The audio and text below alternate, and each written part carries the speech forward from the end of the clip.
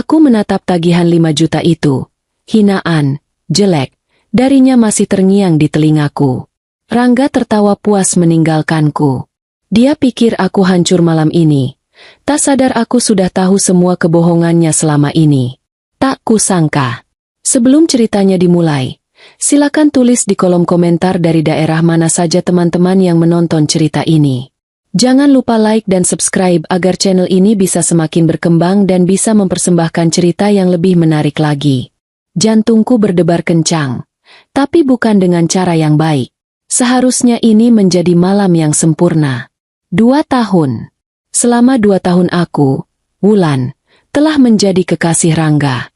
2 tahun aku mendengarkan cerita-ceritanya tentang pekerjaan, ambisinya, dan betapa dia ingin membuktikan dirinya di perusahaan konsultan besar tempatnya bekerja.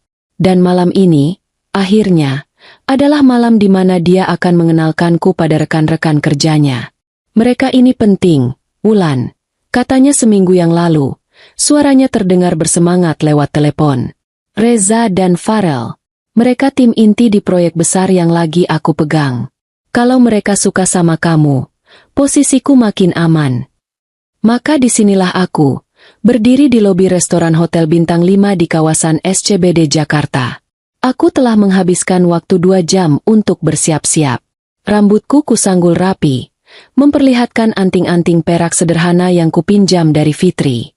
Gaun biru malam yang kubeli saat diskon besar akhir tahun lalu, gaun terbaik yang kumiliki, terasa pas di badan. Aku bahkan memakai sepatu hak tinggi yang biasanya hanya kugunakan untuk acara pernikahan. Antusiasme itu nyata. Aku membayangkan kami akan tertawa, berbagi cerita, dan aku bisa melihat sisi lain dari kehidupan Rangga yang selama ini hanya kudengar lewat cerita.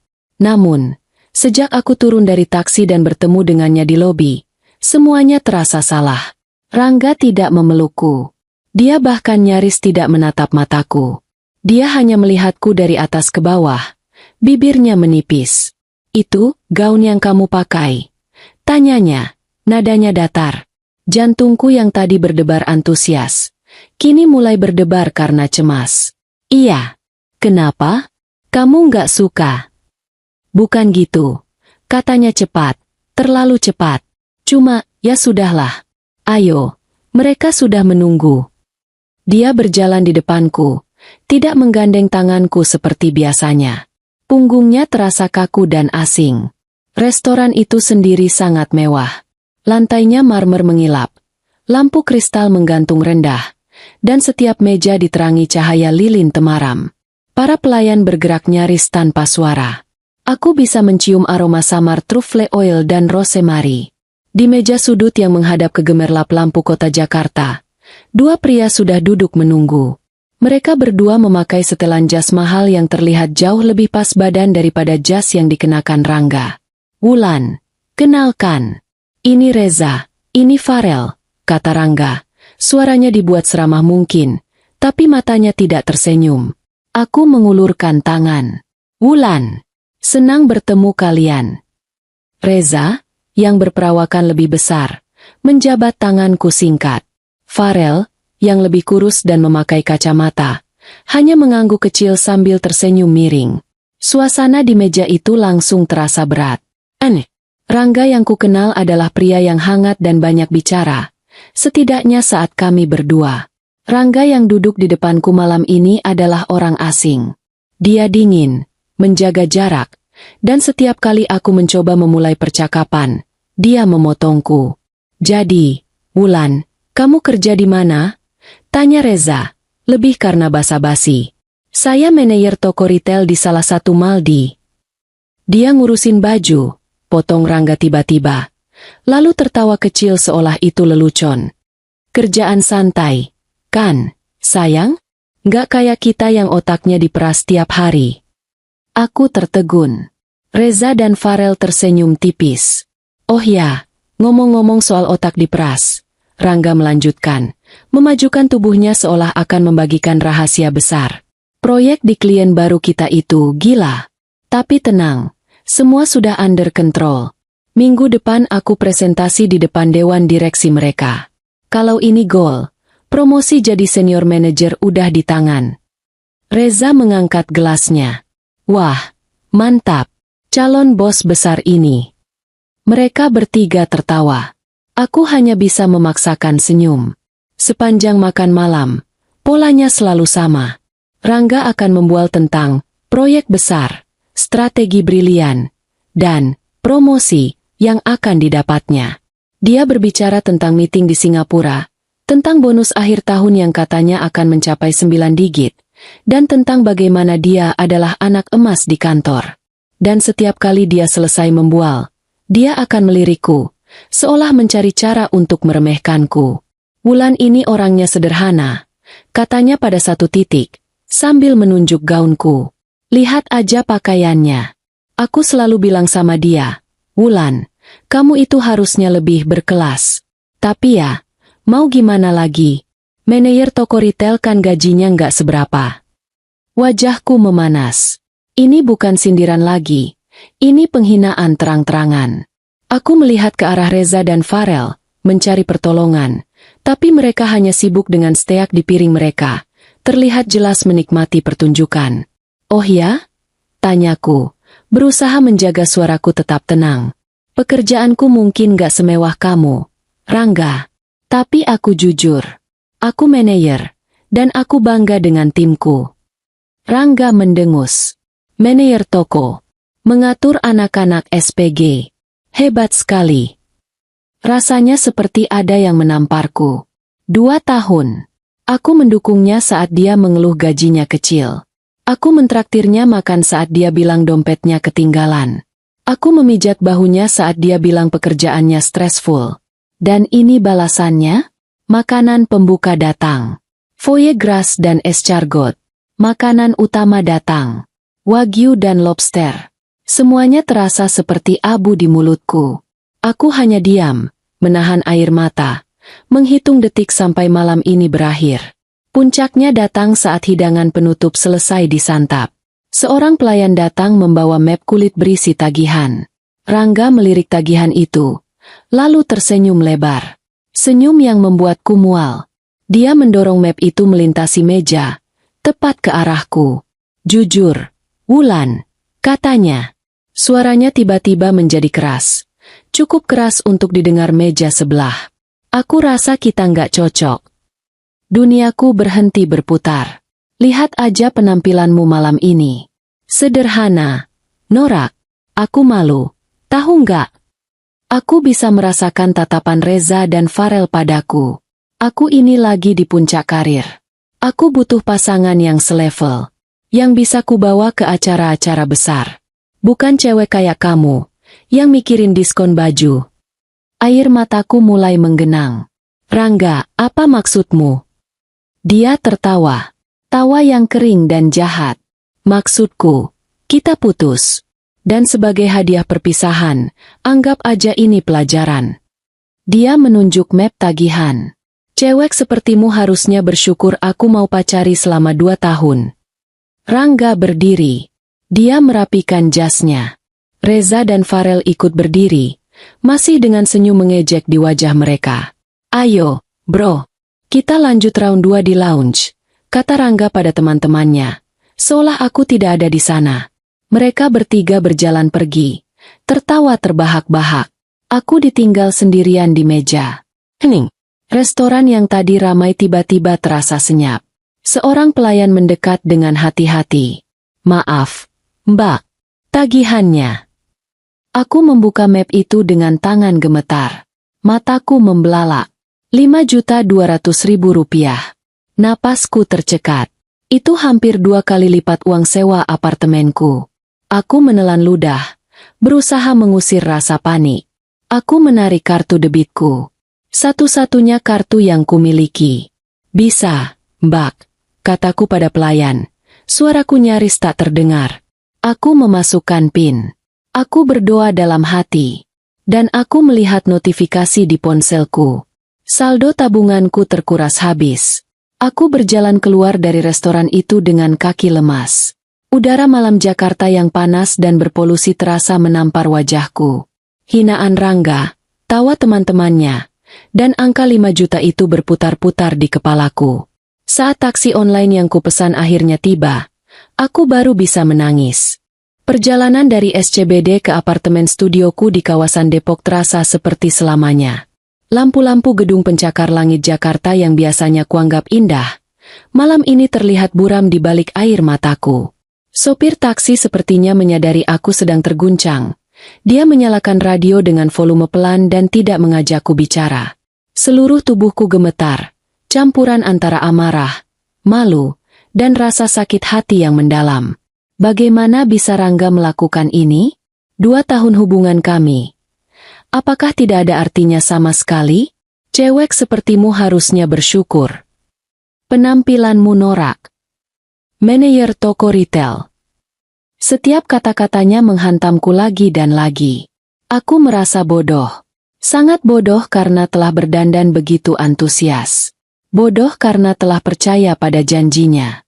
Bodoh karena telah membiarkan dia meremehkan pekerjaanku selama ini, meskipun aku selalu menganggapnya sebagai lelucon kecil yang tidak berbahaya. Sampai di depan gedung apartemenku, aku hampir tidak bisa berjalan lurus. Tanganku gemetar hebat saat mencari kunci di dalam tas. Begitu pintu terbuka, aku melempar tasku ke lantai dan tubuhku luruh di sofa. Tangis yang kutahan di taksi kini meledak. Aku menangis terisak-isak, memeluk bantalan sofa, merasa begitu kecil dan hina. Di tengah isak tangisku, aku teringat satu orang. Satu-satunya orang yang akan mengerti. Aku meraih ponselku. Jari-jariku kesulitan menekan layar. Fitri. Telepon berdering 2 kali. Wulan? Kenapa? Wul? Suara lo nangis. Suara Fitri di seberang sana langsung terdengar panik. Fitri adalah sahabatku sejak kuliah. Dia tenang, rasional, dan kebalikan total dariku yang lebih perasa. Aku tidak bisa menjawab. Aku hanya bisa menangis lebih keras. Wulan, lo di mana? Lo aman? Jangan bikin gue takut. Apartemen, aku di apartemen. Ujarku terbata-bata. Gue kesana sekarang. Jangan kemana-mana. Kunci pintu. Klik. Telepon ditutup. 40 menit kemudian, bel apartemenku berbunyi. Aku menyeret kakiku ke pintu, membukanya. Fitri berdiri di sana. Wajahnya penuh kekhawatiran. Dia masih memakai piyama gambar kucing dan jaket driver ojek online yang sepertinya dia pinjam. Dia pasti langsung melompat ke ojek begitu aku telepon. Di tangannya, sebuah kantong plastik kresek. Martabak keju, katanya singkat. Lo pasti belum makan. Melihat wajahnya, melihat martabak yang dibawanya, pertahananku runtuh lagi. Fitri tidak berkata apa-apa. Dia masuk, mengunci pintu di belakangnya, menaruh martabak di meja, lalu memelukku erat. Aku menangis di bahunya, menumpahkan semua kekacauan malam ini. Setelah beberapa menit, tangisku mereda menjadi isapan tangis kecil. Fitri melepaskan pelukannya, menuntunku ke sofa. Minum dulu, katanya, menyodorkan sebotol air mineral yang sepertinya dia beli di bawah. Aku minum sedikit. Tenggorokanku kering dan sakit. Sekarang, kata Fitri, duduk di depanku, matanya menatapku tajam. Ceritain pelan-pelan.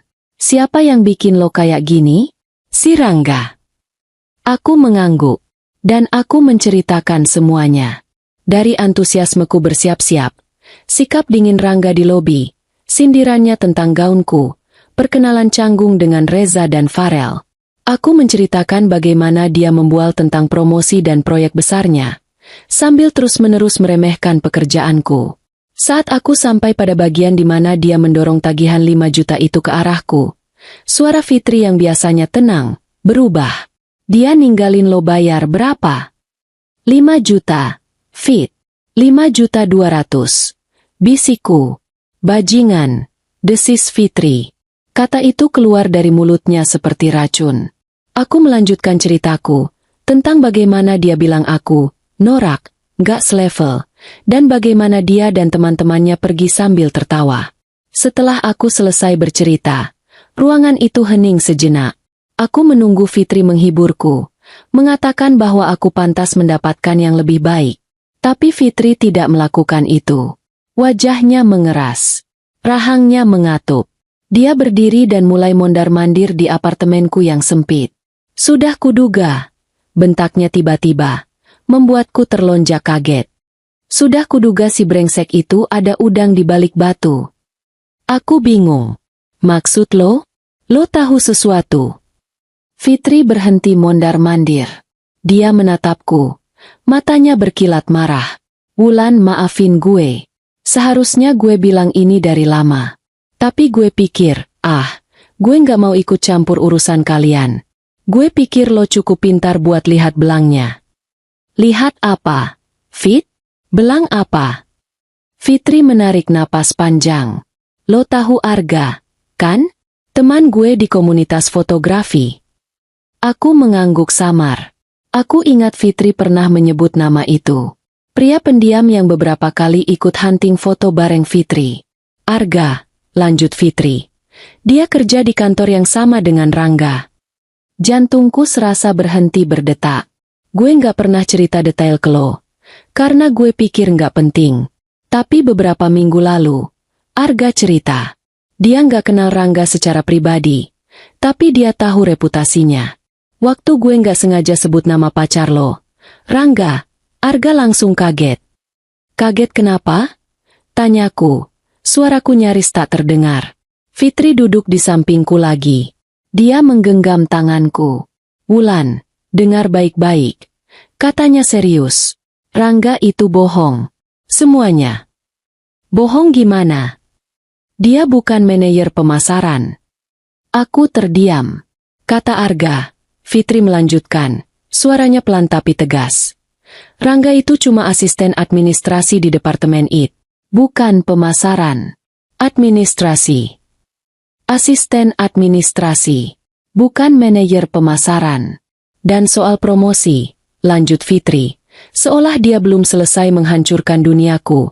Itu kebohongan terbesar. Arga bilang, Rangga itu justru lagi dalam masa percobaan. Kinerjanya buruk banget. Dia sering salah input data, telat masuk, dan katanya sering ketahuan bohong kecil-kecilan sama atasannya. Tubuhku mendingin. Rasanya seolah ada yang menyiramku dengan air es. Dia nggak lagi pegang proyek besar. Bisikku. Fitri menggeleng. Nggak ada. Kata Arga. Kerjaan dia itu sebatas data entry dan pesan alat tulis kantor. Dia nggak mungkin presentasi di depan dewan direksi. Dia bahkan nggak diizinkan ikut meeting tim. Aku terdiam. Benar-benar diam. Semua potongan puzzle itu kini menyatu. Semua cerita sukses Rangga selama 2 tahun ini, kebohongan. Lemburnya yang mendadak? Mungkin dia malu pulang cepat karena tidak ada pekerjaan. Ceritanya tentang anak buah yang harus dia briefing. Mungkin dia sedang mengajari Office Bu cara memakai mesin fotokopi. Promosi, proyek besar, mobil kantor yang katanya dia pakai. Bohong, bohong, semuanya bohong. Air mataku yang tadi sudah kering, kini mengalir lagi. Tapi ini bukan tangisan kesedihan. Ini tangisan amarah. Tangisan karena merasa bodoh. Dia tidak hanya menghinaku. Dia menghinaku dengan uangku. Dia menghinaku untuk menutupi kebohongannya sendiri.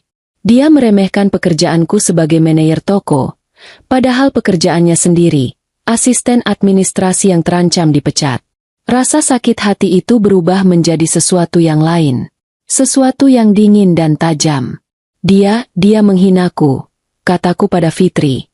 Suaraku bergetar karena marah. Dia bilang aku nggak selevel. Dia bilang aku norak. Padahal dia seorang pembohong pengecut, potong Fitri. Dia malu sama dirinya sendiri, Wul, dan dia melampiaskannya ke kamu. Fitri benar. Rangga tidak mencampakkanku karena aku jelek atau nggak selevel. Dia mencampakkanku dengan cara sekejam itu karena dia tahu kebohongannya tidak bisa dipertahankan lagi. Dia perlu menghancurkanku lebih dulu sebelum aku sadar siapa dia sebenarnya.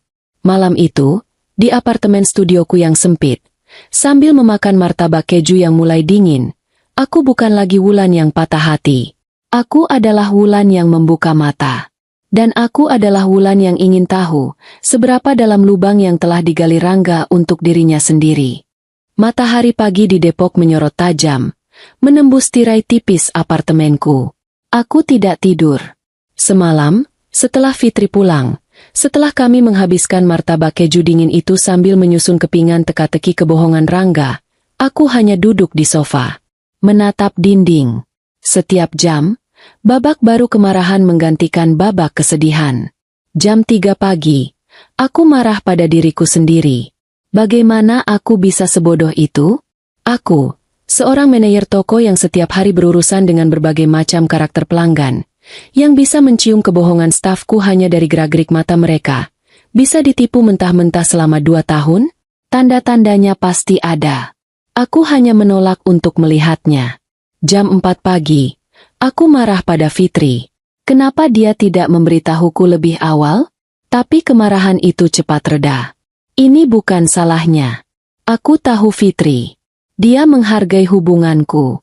Dia tidak mau menjadi perusak. Dia memberitahuku begitu dia tahu aku dalam masalah. Jam 5 pagi. Kemarahan itu terfokus. Seperti sinar laser. Tertuju lurus pada Rangga. Aku teringat semua hal. Semua lembur palsunya. Semua cerita, klien besar, yang terdengar samar. Semua penjelasannya yang berbelit-belit mengapa aku tidak pernah bisa datang ke kantornya. Peraturannya ketat. Sayang, katanya dulu. Nggak boleh ada orang luar masuk area kerja. Sekarang aku tahu. Dia bukan tidak boleh. Dia malu. Dia malu menunjukkan meja kerjanya yang mungkin berantakan sebagai asisten administrasi. Setelah dia membual padaku bahwa dia adalah manajer. Dan uang 5 juta itu bukan hanya penghinaan. Itu adalah sebuah tindakan putus asa. Dia pasti terancam dipecat. Seperti kata Fitri. Dia mungkin tidak punya uang sepeser pun. Dia sengaja membawaku ke restoran mahal, mungkin menggunakan kartu kredit yang sudah over limit, dengan satu tujuan, membuatku membayar tagihan terbesar sebagai hukuman terakhir sebelum dia menghilang. Dia perlu membuatku terlihat jelek dan tidak selevel, agar dia bisa merasa lebih baik tentang dirinya yang menyedihkan. Getaran ponsel di meja membuyarkanku dari lamunan. Aku tersentak. Selama sepersekian detik, jantungku menciut. Jangan-jangan Rangga menelepon untuk menghina lagi? Atau, lebih buruk, menelepon untuk meminjam uang? Aku meraih ponsel. Layarnya retak di sudut. Peninggalan saat aku menjatuhkannya bulan lalu. Nomor tak dikenal. Sebuah pesan WhatsApp. Selamat pagi, Mbak Wulan. Maaf mengganggu. Saya Arga, temannya Fitri. Saya dengar apa yang terjadi di restoran semalam. Saya rasa ada yang perlu Mbak tahu. Arga. Nama itu lagi. Sumber informasi Fitri. Tanganku mulai gemetar. Fitri sudah memberiku gambaran besarnya. Tapi pria ini adalah saksi mata dari kebohongan Rangga di kantor. Ponselku bergetar lagi. Pesan dari Fitri. Wul, Arga barusan ngewa gue. Dia mau ngomong sama lo. Dia merasa bersalah nggak ngomong dari dulu. Please, temui dia. Lo perlu dengar ini langsung dari dia. Aku menarik napas panjang. Sebagian dari diriku ingin meringkuk di bawah selimut dan tidak pernah keluar lagi.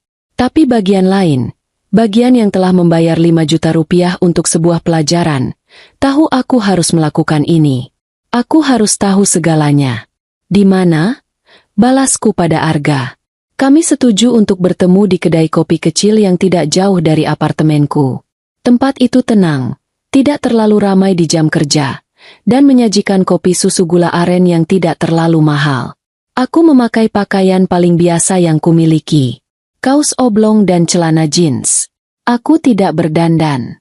Aku hanya mencuci muka dan mengikat rambutku asal-asalan. Aku tidak peduli lagi soal penampilan. Aku tiba 5 menit lebih awal. Memesan es kopi hitam, tanpa gula. Aku butuh sesuatu yang pahit. Tepat jam 11 siang. Seorang pria masuk. Dia tampak ragu-ragu, melihat sekeliling, lalu matanya tertuju padaku. Dia cocok dengan deskripsi Fitri. Tidak tinggi, Tidak pendek, berperawakan biasa, berkacamata, dan membawa tas ransel yang terlihat berat. Dia tampak seperti pria baik gagal pacaran, tipe yang akan selalu ada di friendzone. Dia tampak jujur. "Mbak Wulan?" tanyanya pelan saat tiba di mejaku. "Arga," kataku, tidak tersenyum. "Silakan duduk." Dia menarik kursi di depanku, terdengar derit pelan. Suasana langsung canggung. Dia tidak memesan, hanya meletakkan tangannya di atas meja. "Makasih, Mbak, sudah mau ketemu," katanya. Suaranya gugup. Saya beneran gak enak. Saya gak mau ikut campur. Tapi Fitri sudah cerita. Potongku. Dia bilang kamu kerja di kantor yang sama dengan Rangga. Di tim yang sama. Arga mengangguk. Dia melepas kacamatanya, membersihkannya di ujung kaosnya, lalu memakainya lagi. Sebuah gerakan gugup. Gak persis satu tim, Mbak. Tapi departemen kami sama. Saya di tim support it. Dia di administrasi. Meja kami ya, saling kelihatan. Saya tahu dia pacar Mbak Wulan, karena maaf dia pernah pamer foto Mbak ke anak-anak. Perutku terasa mulas. "Pamer?" "Iya." Dia bilang. "Lihat cewek gue. Menir. Cantik, kan?" Dia selalu bilang begitu. Seolah-olah punya pacar manajer itu pencapaian terbesar dia. Ini informasi baru. Jadi, dia menggunakanku sebagai trofi di kantor, sambil meremehkan pekerjaanku di belakangku. "Arga," kataku. Suaraku terdengar lebih dingin dari yang kuduga. "Aku nggak punya banyak waktu." Fitri bilang Rangga bohong soal pekerjaannya. Seberapa parah? Arga menelan ludah. Dia menatap cangkir kopiku, lalu menatap mataku. "Parah, Mbak." Dan dia mulai bercerita. Bukan sebagai gosip, tapi sebagai laporan fakta yang menyedihkan. Dia menceritakan bahwa Rangga memang asisten administrasi. Pekerjaannya, seperti yang Fitri katakan, adalah mengurus data entry, memesan alat tulis kantor, dan memastikan mesin fotokopi punya kertas. Dia nggak pernah pegang klien, Mbak. Nggak pernah. Presentasi terjauh yang pernah dia lakukan itu di depan manajer kami, menjelaskan kenapa dia pesan spidol Witeboard yang salah merek. Arga menceritakan soal promosi. Justru sebaliknya, Mbak, dia sudah dapat SP2, surat peringatan kedua. Yang pertama karena dia salah input data payroll 3 kali. Hampir satu departemen gajinya telat. Yang kedua, dia ketahuan memalsukan tanda tangan manajer untuk reimburse bensin. Padahal dia ke kantor naik KRL. Aku memejamkan mata sejenak. Ya Tuhan, memalukan. Dia lagi dalam masa percobaan 3 bulan. Bulan ini terakhir. Jujur, Mbak, semua orang di tim kami tahu dia nggak akan diperpanjang. Bos kami sudah cari penggantinya. Jadi, dia akan segera menjadi pengangguran. Restoran mewah. Tagihan 5 juta. Hinaan itu. Semua masuk akal sekarang. Dia meledak. Dia tahu dunianya akan runtuh. Dan dia memutuskan untuk membawaku bersamanya. Kenapa dia lakukan ini ke aku? Bisikku. Lebih pada diriku sendiri. Kenapa di restoran itu? Arga tampak sangat tidak nyaman. Dia menggeser kursinya. Mbak, ini bagian yang paling berat. Apa? Tanyaku tajam. Apa lagi? Saya nggak sengaja dengar dia tadi pagi. Di pantry. Jantungku berhenti berdetak. Tadi pagi, dia datang ke kantor. Tumben sekali. Jam 9 pagi dia sudah di sana. Biasanya dia baru muncul jam 10. Arga bercerita. Suaranya pelan. Dia datang bukan sendirian. Sama 2 pria yang dandanannya necis. Kayaknya bukan orang kantor kami. Mungkin teman-temannya. Reza dan Farel. Saya lagi bikin kopi di pojok pantry. Mereka nggak lihat saya. Mereka masuk sambil tertawa-tawa keras. Arga menarik napas. Si Rangga bilang, "Gila, kalian harusnya lihat muka si Wulan semalam. Kayak ikan kehabisan air." Syok berat dia. Suaranya dibuat-buat, menirukan Rangga. Napasku tercekat. Terus, lanjut Arga. Temannya yang satu, yang lebih kurus, bilang, "Lo gila, gak? Lo beneran tinggalin dia bayar 5 juta?" Arga menatapku dengan tatapan kasihan. Terus Rangga ketawa. "Mbak," ketawa keras sekali. Dia bilang, "Iyalah, anggap aja biaya pesangon jadi mantan pacar asisten administrasi." Hahaha. Aku bisa membayangkan tawa itu. Tawa angkuh yang sering kudengar saat dia meremehkan orang lain. Temannya yang satu lagi nanya. Arga melanjutkan, "Terus lo nggak takut dia ngamuk? Nyari lo ke kantor." Dan Rangga dia bilang, "Ngamuk apa? Cewek kayak Wulan itu gampang.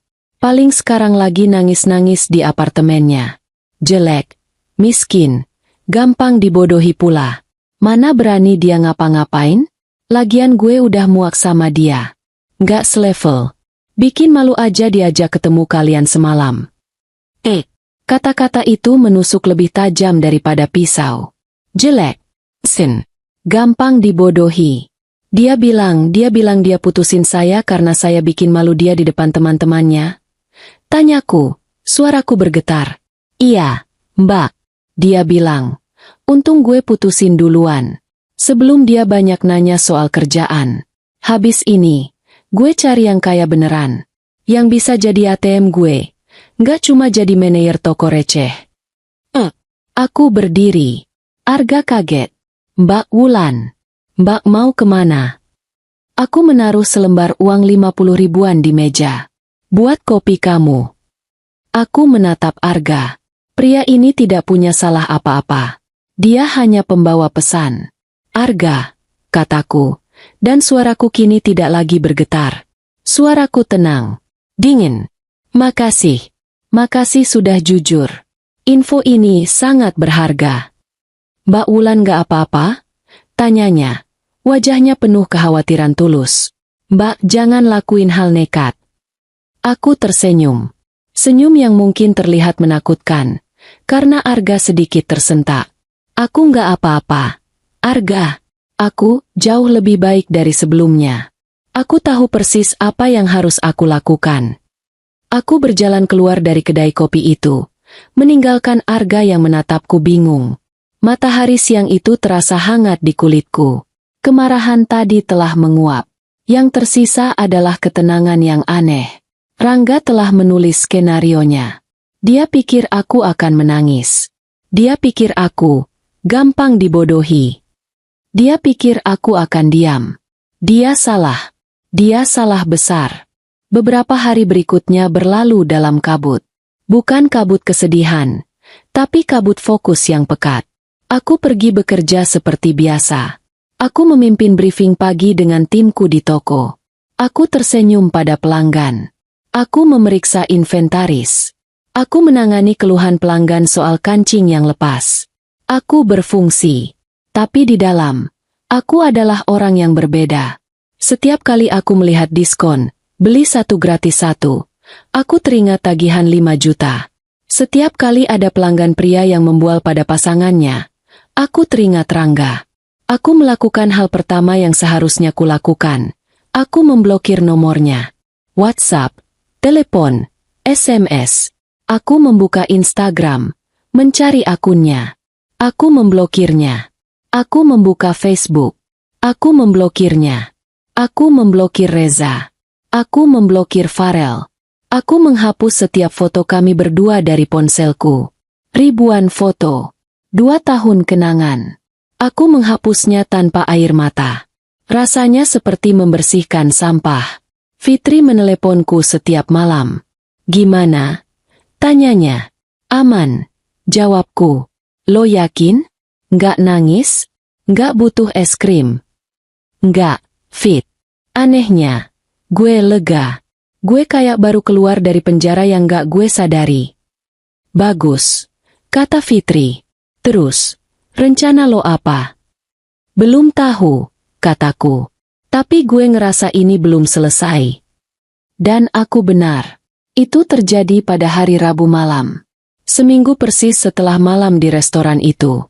Aku baru saja selesai menghitung sisa uang di dompetku, mencoba mencari cara agar bisa bertahan hidup sampai gajian dengan sisa tabungan yang hanya beberapa ratus ribu rupiah. Aku sedang makan mie instan rasa kari ayam. Makanan mewahku di tanggal tua yang datang terlalu cepat ini. Ponselku berdering. Layar menyala. Nomor tak dikenal. Bukan nomor Rangga.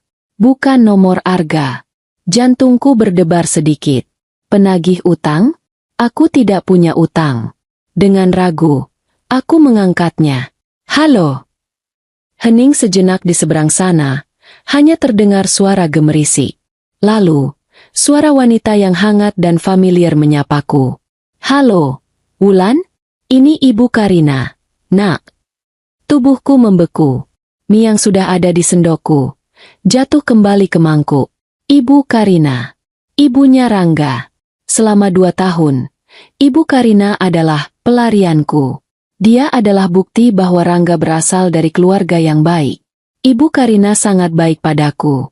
Dia selalu memujiku. Wulan ini calon mantu idaman ibu, katanya berkali-kali. Dia sering mengirimi aku resep rendang. Dia selalu membelaku jika Rangga mengeluhkanku. Dan sekarang dia menelepon. Apa yang harus kukatakan? Apa Rangga sudah menceritakan versinya? Apakah Ibu Karina menelepon untuk memakiku? Oh halo, Ibu. Jawabku, berusaha membuat suaraku senormal mungkin. Apa kabar, Bu? Baik. Nak. Alhamdulillah. Suaranya terdengar ceria. Sama sekali tidak ada nada marah. Ya ampun, Wulan. Ibu kangen sekali. Kamu kemana aja? Kok jarang telepon Ibu? Rangga juga dibilangin suruh ajak kamu ke rumah. Katanya kamu sibuk terus di toko. Napasku tertahan. Sibuk terus. Jadi, itu alasan yang Rangga berikan. Iya, Bu. Maaf. Akhir-akhir ini lagi sibuk sekali di toko. Banyak urusan. Balasku, berbohong. Pasti. Kamu kan calon manajer hebat. Puji Ibu Karina. Aku meringis. Bahkan ibunya sendiri dicekoki cerita bohong. Nah, Wulan, Ibu telepon ini mau ngingetin. Jangan lupa. Ya, Sabtu ini. Alisku bertaut. Sabtu ini? Ada apa, Bu? Ibu Karina tertawa di seberang sana. Tawa renyah yang biasanya membuatku ikut tersenyum. Malam ini, tawa itu membuatku mual. Ya ampun, kamu ini. Masa lupa? Kan pesta ulang tahunnya si Rangga. Di rumah kita di Depok. Keluarga besar semua datang. Loh, dari Bandung, dari Bogor. Kamu harus datang. Kami sekeluarga kangen banget sama kamu. Adik-adiknya Rangga juga nanyain kamu terus. Ulang tahun. Sabtu ini. Duniaku serasa berputar pelan. Rangga. Dia tidak memberitahu keluarganya. Dia putus denganku seminggu yang lalu dengan cara paling brutal yang bisa dibayangkan. Dan dia tidak bilang apa-apa pada ibunya. Dia membiarkan ibunya percaya kami masih bersama. Ibu. Aku memulai. Suaraku serak. Tia. SST. Ibu belum selesai. Potong Ibu Karina. Nadanya penuh semangat. Oh iya. Ibu hampir lupa. Ini yang paling penting. Aku diam. Menunggu. Rangga itu bilang ke ayah sama ibu. Katanya kalian berdua ada kabar gembira yang mau diumumkan di pesta nanti. Hening. Aku bisa mendengar suara detak jam dinding di kamarku. Aku bisa mendengar suara motorku di luar. Aku bisa mendengar suara darahku sendiri yang menderu di telingaku. Gembira. Apa, Bu? Bisikku. Kabar gembira. Nak, ibu nggak sabar banget. Ayah juga. Kami kira, ibu nggak mau nebak-nebak. Tapi kami harapannya sih kalian mau umumkan tanggal pernikahan. Ya kan? Aduh, ibu senang sekali. Nak, akhirnya anak ibu yang satu itu dewasa juga. Getaran di tanganku begitu hebat sampai ponselku hampir jatuh. Ini di luar batas. Ini bukan lagi sekadar kebohongan. Ini level manipulasi yang berbeda. Rangga tidak hanya berbohong padaku. Dia tidak hanya berbohong pada rekan kerjanya. Dia berbohong pada orang tuanya sendiri. Dia pasti tahu dia akan dipecat. Dia pasti tahu dia tidak punya apa-apa. Jadi, apa rencananya? Mengumumkan kabar gembira palsu di depan keluarganya untuk apa?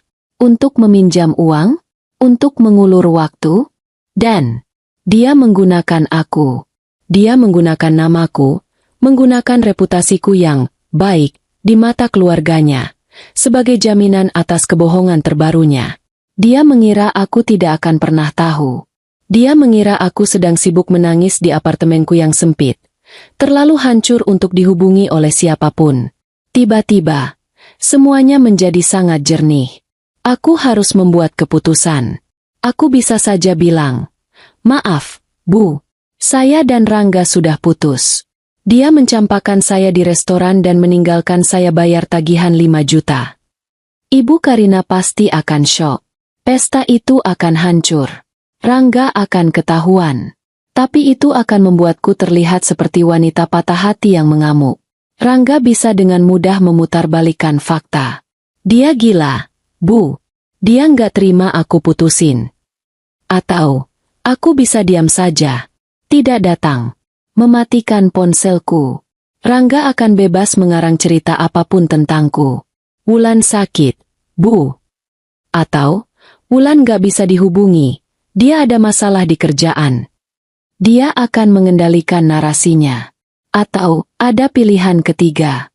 Aku menarik napas dalam-dalam, memaksakan suaraku agar terdengar semanis mungkin.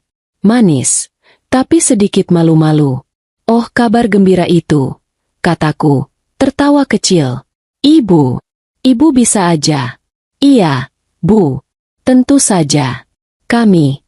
Kami memang menyiapkan kejutan kecil buat keluarga. Tuh kan, Ibu tahu, teriak Ibu Karina di seberang sana, begitu gembira. Aduh, Ibu senang sekali. Ya sudah, pokoknya Ibu tunggu ya. Nak, Sabtu malam, jam 7. Dandan yang cantik. Ya, pakai gaun terbaikmu.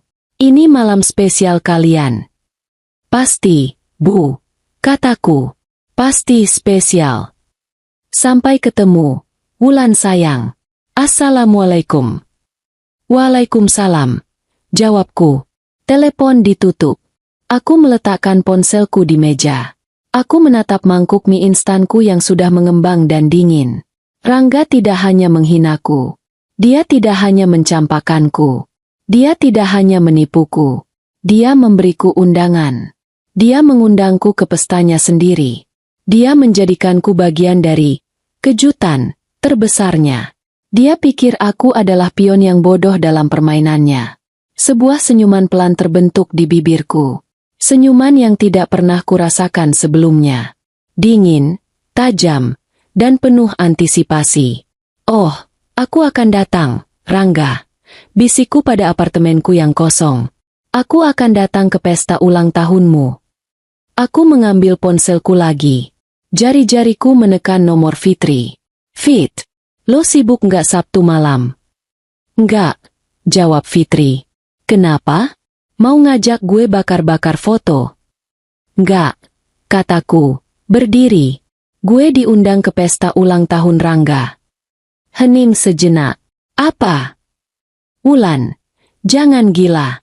Lo nggak akan. Oh, gue akan datang, potongku. Dan aku nggak akan datang sendirian. Gue butuh bantuan lo. Dan gue rasa, kita juga butuh bantuan temanmu, si Arga. Telepon itu masih ada di genggamanku. Layarnya sudah gelap. Aku berdiri di tengah apartemenku yang sunyi.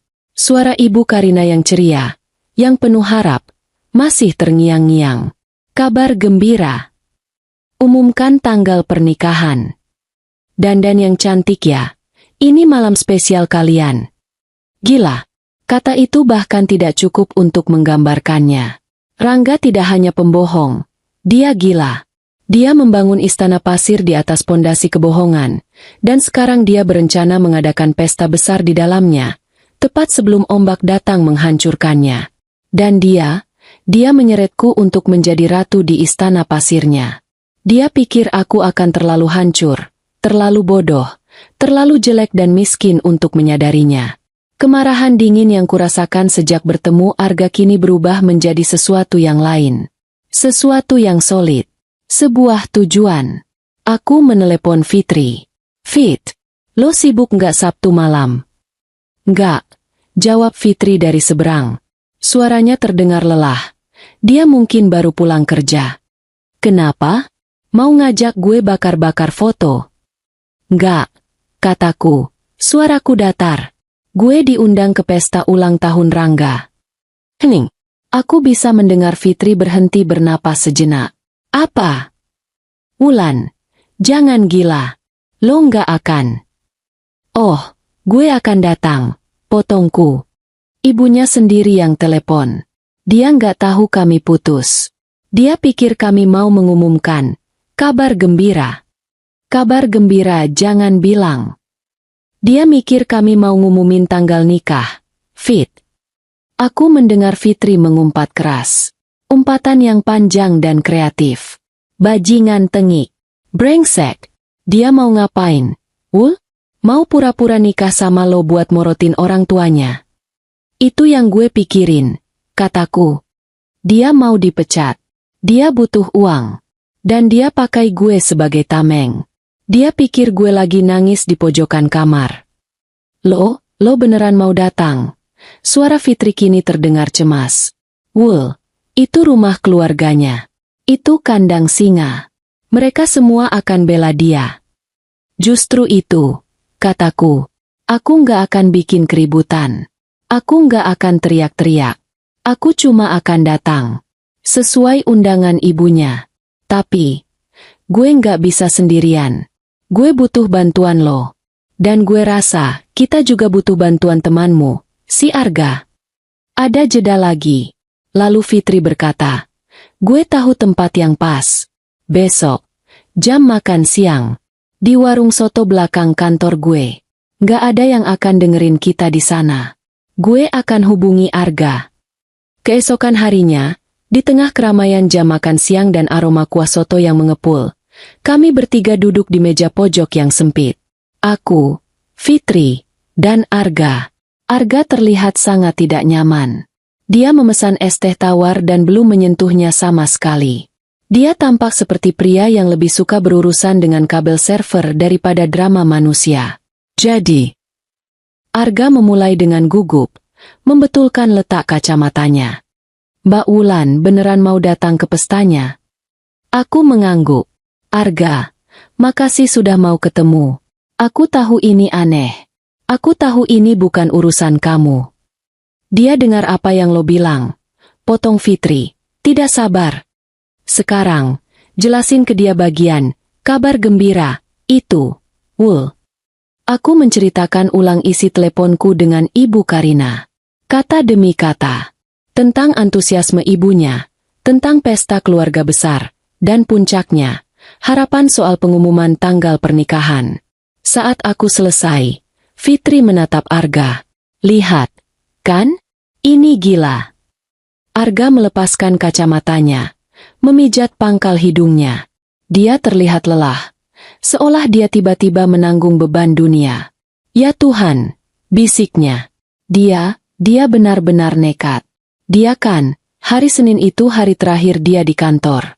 Maksudnya, deadline masa percobaannya habis. Pak Hendra, bos kami, harus setor dokumen pemecatan dia ke HRD hari Senin pagi. Ini informasi baru. Jadi, waktunya sudah pasti. Dia tahu itu, kata Arga. Dia pasti tahu. Ini pasti rencana terakhirnya. Dia mau pakai kabar gila soal pernikahan ini untuk minta uang ke orang tuanya. Buat modal nikah. Buat DP rumah.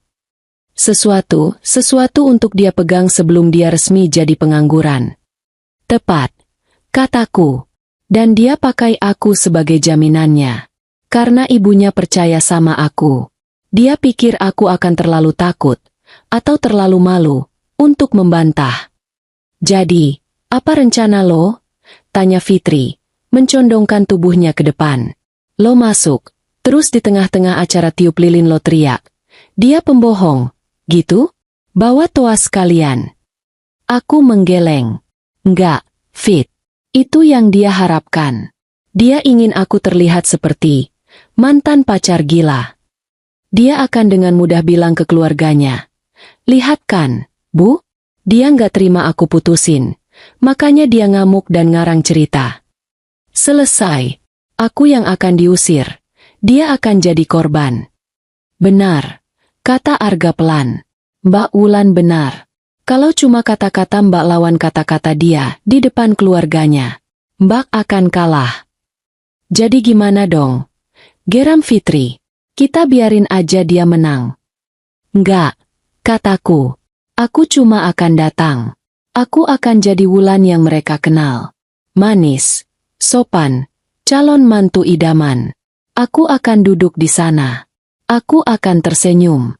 Dan aku akan menunggu. Aku akan menunggu dia mengumumkan kabar gembira itu. Terus? Tanya Fitri. Waktu dia ngomong, aku akan bilang, maaf, Mas Rangga. Kayaknya ada salah paham. Tenang, dingin. Di depan semua orang. Dia akan tetap ngelak. Bantah Arga. Dia akan bilang Mbak Wulan lagi. Ngambek. Dia jago banget memutarbalikkan fakta. Di kantor juga begitu. Ruangan itu hening sejenak. Hanya terdengar denting sendok dan mangkuk. Mereka berdua benar. Aku butuh sesuatu yang lebih. Sesuatu yang tidak bisa dibantah. Sesuatu yang resmi. Mataku beralih ke Arga. Arga, kataku pelan. Kamu bilang bos kamu, Pak Hendra, harus menyerahkan dokumen pemecatannya hari Senin. Arga mengangguk. Iya. Tapi ada masalah. Masalah apa? Rangganya ngilang. Aku dan Fitri saling pandang. Maksudnya? Tanya Fitri. Sejak hari Rabu, sehari setelah dia pamer di pantry soal restoran itu, dia nggak masuk kerja. Di telepon kantor nggak diangkat.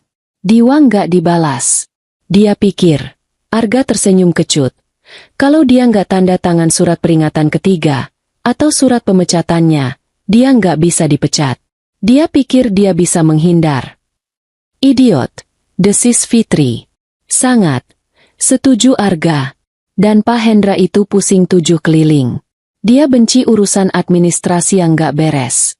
Dia dari kemarin ngomel-ngomel di kantor. Gimana caranya Kek? Itu surat harus sampai ke tangan si Rangga sebelum Senin. Saya nggak mau urusan sama HRD gara-gara anak ini. Sebuah ide. Ide gila. Tapi sangat jernih. Mulai terbentuk di kepalaku. Aku menatap Arga. Bos kamu, lembur hari Sabtu. Arga tampak kaget dengan pertanyaanku. Iya. Kebetulan.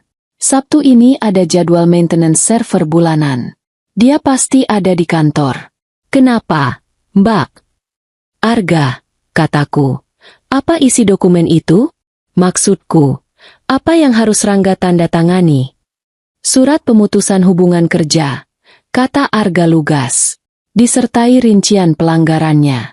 SP1, SP2, pemalsuan tanda tangan kinerja buruk semuanya. Jantungku berdebar kencang. Ini dia. Ini senjatanya. Arga, kataku lagi. Suaraku nyaris berbisik.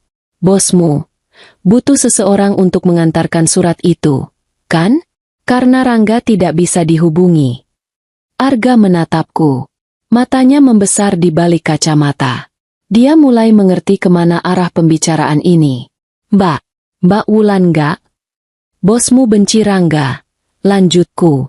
Dia pasti akan senang sekali kalau tahu ada yang sukarela membantu mengantarkan dokumen itu ke alamat rumahnya. Memastikan dokumen itu diterima. Tapi, Mbak itu kan pesta keluarganya. Kata Arga gugup. Saya nggak bisa. Justru karena itu pesta keluarganya, kataku. Dia tidak akan bisa kabur. Dia tidak akan bisa menghindar. Dia akan ada di sana, dikelilingi orang-orang yang dia bohongi. Wul, ini gila, kata Fitri. Tapi matanya berbinar. Ini brilian. Arga masih ragu. Tapi saya? Kenapa saya? Pak Hendra bisa aja nyuruh satpam atau office boy. Dan mereka akan menyerahkannya di depan gerbang, kataku. Ibunya yang akan terima. Suratnya akan disimpan. Dan Rangga akan membukanya lusa, atau minggu depan. Rencananya tetap berjalan. Pestanya tetap sukses. Aku mencondongkan tubuhku ke arah Arga. Aku butuh seseorang yang mengantarkannya di waktu yang tepat. Waktu yang tepat. Jam 8 malam, kataku. Tepat di tengah-tengah jam makan malam. Saat semua keluarga besar berkumpul. Arga terdiam. Dia menatap es tehnya yang belum tersentuh. Aku bisa melihat pertarungan batin di wajahnya. Dia pria yang baik. Dia tidak suka masalah. Tapi dia juga pria yang jujur. Dia benci melihat ketidakadilan. Dia tahu kebenaran soal Rangga. Saya nggak tahu, Mbak, katanya. Kalau ketahuan, saya bisa kena masalah. Kamu nggak akan kena masalah, kataku, meyakinkan. Kamu cuma menjalankan perintah atasanmu. Pak Hendra menyuruhmu mengantar dokumen mendesak. Kamu datang. Kamu menyerahkannya. Kamu tidak tahu apa-apa soal pesta. Kamu hanya tahu ini alamat yang terdaftar di HRD. Kamu hanya seorang rekan kerja yang patuh. Arga menatapku lama. Lalu dia menatap Fitri. Fitri mengangguk sekali. Pelan. Lakuin ini. Gak. Bukan buat Wulan. Bukan buat balas dendam. Tapi buat kebenaran. Orang kayak Rangga nggak boleh dibiarin menang. Arga menarik napas panjang. Dia mengembuskannya perlahan. Baik. Katanya. Saya akan bicara sama Pak Hendra. Saya akan bilang, saya nggak sengaja tahu alamat rumah orang tua Rangga. Dan saya bersedia mengantarkan dokumen itu setelah saya selesai lembur maintenance. Dia menatapku. Jam 8. Pesta di Depok, kan? Aku mengangguk. Ya, Depok. Saya akan ke sana, katanya. Tapi, Mbak Wulan setelah itu saya permisi. Saya nggak mau terlibat dalam drama keluarganya. Kamu nggak perlu, kataku. Kamu hanya pengantar pesan. Kamu antarkan suratnya. Tugasmu selesai. Rencana itu terbentuk. Fitri akan menjadi tim pendukung. Dia akan mengantarku. Tapi tidak ikut masuk. Dia akan menunggu di kafe terdekat. Siap siaga kalau aku butuh dievakuasi. Aku akan menjadi tamu kehormatan. Dan Arga akan menjadi tamu tak diundang yang membawa kabar gembira yang sesungguhnya. Mata Wulan berbinar. Bukan, mataku tidak berbinar. Mataku dingin dan fokus. Oke, kataku, sambil mengambil tasku. Rencana kita sudah ada. Sekarang, aku harus cari baju. Fitri menatapku bingung. Baju? Lo mau beli baju baru? Aku tersenyum tipis. Enggak, aku sudah punya baju yang sempurna. Sabtu malam. Pukul 6:30. Aku berdiri di depan cermin di apartemenku. Jantungku berdebar. Tapi bukan karena gugup atau takut. Ini adalah debaran yang tenang. Seperti detak drum yang stabil sebelum pertempuran. Aku memakai gaun itu. Gaun biru dongker sederhana bahan katun linen. Panjangnya sedikit di bawah lutut. Tanpa payet, tanpa belahan, tanpa hiasan apa-apa. Gaun yang kubeli 2 tahun lalu seharga Rp150.000 saat diskon cuci gudang. Gaun yang sama, yang di malam itu, Rangga cemooh sebagai terlalu biasa dan norak. Malam ini, gaun itu terasa seperti baju zirah. Rambutku kugerai sederhana. Riasanku tipis. Aku hanya memakai lip balm dan sedikit perona pipi agar tidak terlihat pucat. Aku tidak ingin terlihat mencoba. Aku ingin terlihat persis seperti Wulan yang mereka kenal. Sederhana, biasa, tidak mengancam. Ponselku bergetar. Pesan dari Fitri. Di bawah. Siap. Panglima. Aku tersenyum. Aku mengambil tas selempang kecilku, memasukkan ponsel, dompet, yang isinya tinggal beberapa lembar uang, dan kunci apartemen. Perjalanan dari apartemenku ke alamat rumah orang tua Rangga di Depok memakan waktu 30 menit. Jalanan cukup ramai untuk Sabtu malam. Fitri menyetir mobilnya dengan tenang. Radio menyiarkan lagu-lagu pop yang melankolis. Lo yakin 100%, Wul? Tanya Fitri. Matanya tidak lepas dari jalanan. Kita masih bisa putar balik. Serius? Kita bisa ke puncak. Makan jagung bakar. Lupakan si brengsek itu. Aku menoleh menatapnya. Sahabatku itu terlihat lebih tegang daripadaku. Gue harus lakuin ini, Fit, kataku pelan. Bukan buat balas dendam. Bukan buat bikin dia malu. Terus buat apa? Buat ibunya. Buat bapaknya. Mereka orang baik. Mereka nggak pantas terus-menerus dibohongi sama anak mereka sendiri. Dan buat aku nggak akan membiarkan dia pergi dengan narasi bahwa aku yang jelek dan gampang dibodohi. Aku harus menutup buku ini dengan cara yang benar. Fitri menghela napas. Oke, Ratu Kebenaran. Gue ngerti. Dia menepikan mobilnya sekitar 100 meter dari sebuah gerbang tinggi. Gue tunggu di kafe 24 jam di pertigaan jalan raya. Ya, sesuai rencana. Telepon gue begitu lo selesai. Atau kalau keadaan darurat, gue akan langsung tancap gas ke sini. Gue nggak peduli harus nabrak gerbangnya. Aku tertawa kecil. Makasih, Fit. Lo terbaik. Hati-hati, Wul. Aku keluar dari mobil. Udara malam itu terasa sejuk. Aku berjalan sendirian di jalanan komplek yang sepi dan mewah. Rumah-rumah di sini besar, dengan pilar-pilar tinggi dan taman yang terawat. Dan disinilah aku. Di depan gerbang hitam besar rumah keluarga Damar. Rumah itu hidup. Lampu-lampu taman menyala terang, menerangi dua mobil, Pajero dan Alphard, yang terparkir di carport. Aku bisa mendengar suara tawa dan obrolan riuh rendah dari dalam. Ini bukan pesta kecil. Ini pesta besar. Aku menekan bel. Hening sejenak. Lalu terdengar suara interkom. Iya, cari siapa? Wulan, tante, kataku. Ya ampun, Wulan. Masuk. Nak, nggak dikunci. Gerbang kecil di samping gerbang utama berderit terbuka. Aku menarik napas sekali, lalu melangkah masuk. Taman itu indah. Dihiasi lampu-lampu tumbler. Ada beberapa meja bundar dengan taplak putih. Prasmanan catering sudah tertata rapi di satu sisi. Puluhan orang, kerabat, keluarga, berkumpul, mengobrol, tertawa. Dan di pintu depan, berdiri Ibu Karina. Dia memakai gamis brokat berwarna peach yang mewah. Begitu melihatku, wajahnya berseri sihir. Wulan, sayang, serunya. Suaranya mengalahkan musik instrumental yang mengalun pelan. Semua obrolan berhenti. Puluhan pasang mata menoleh ke arahku. Ibu Karina setengah berlari dan langsung memelukku erat. Ya Tuhan, nak, ibu kira kamu nggak jadi datang.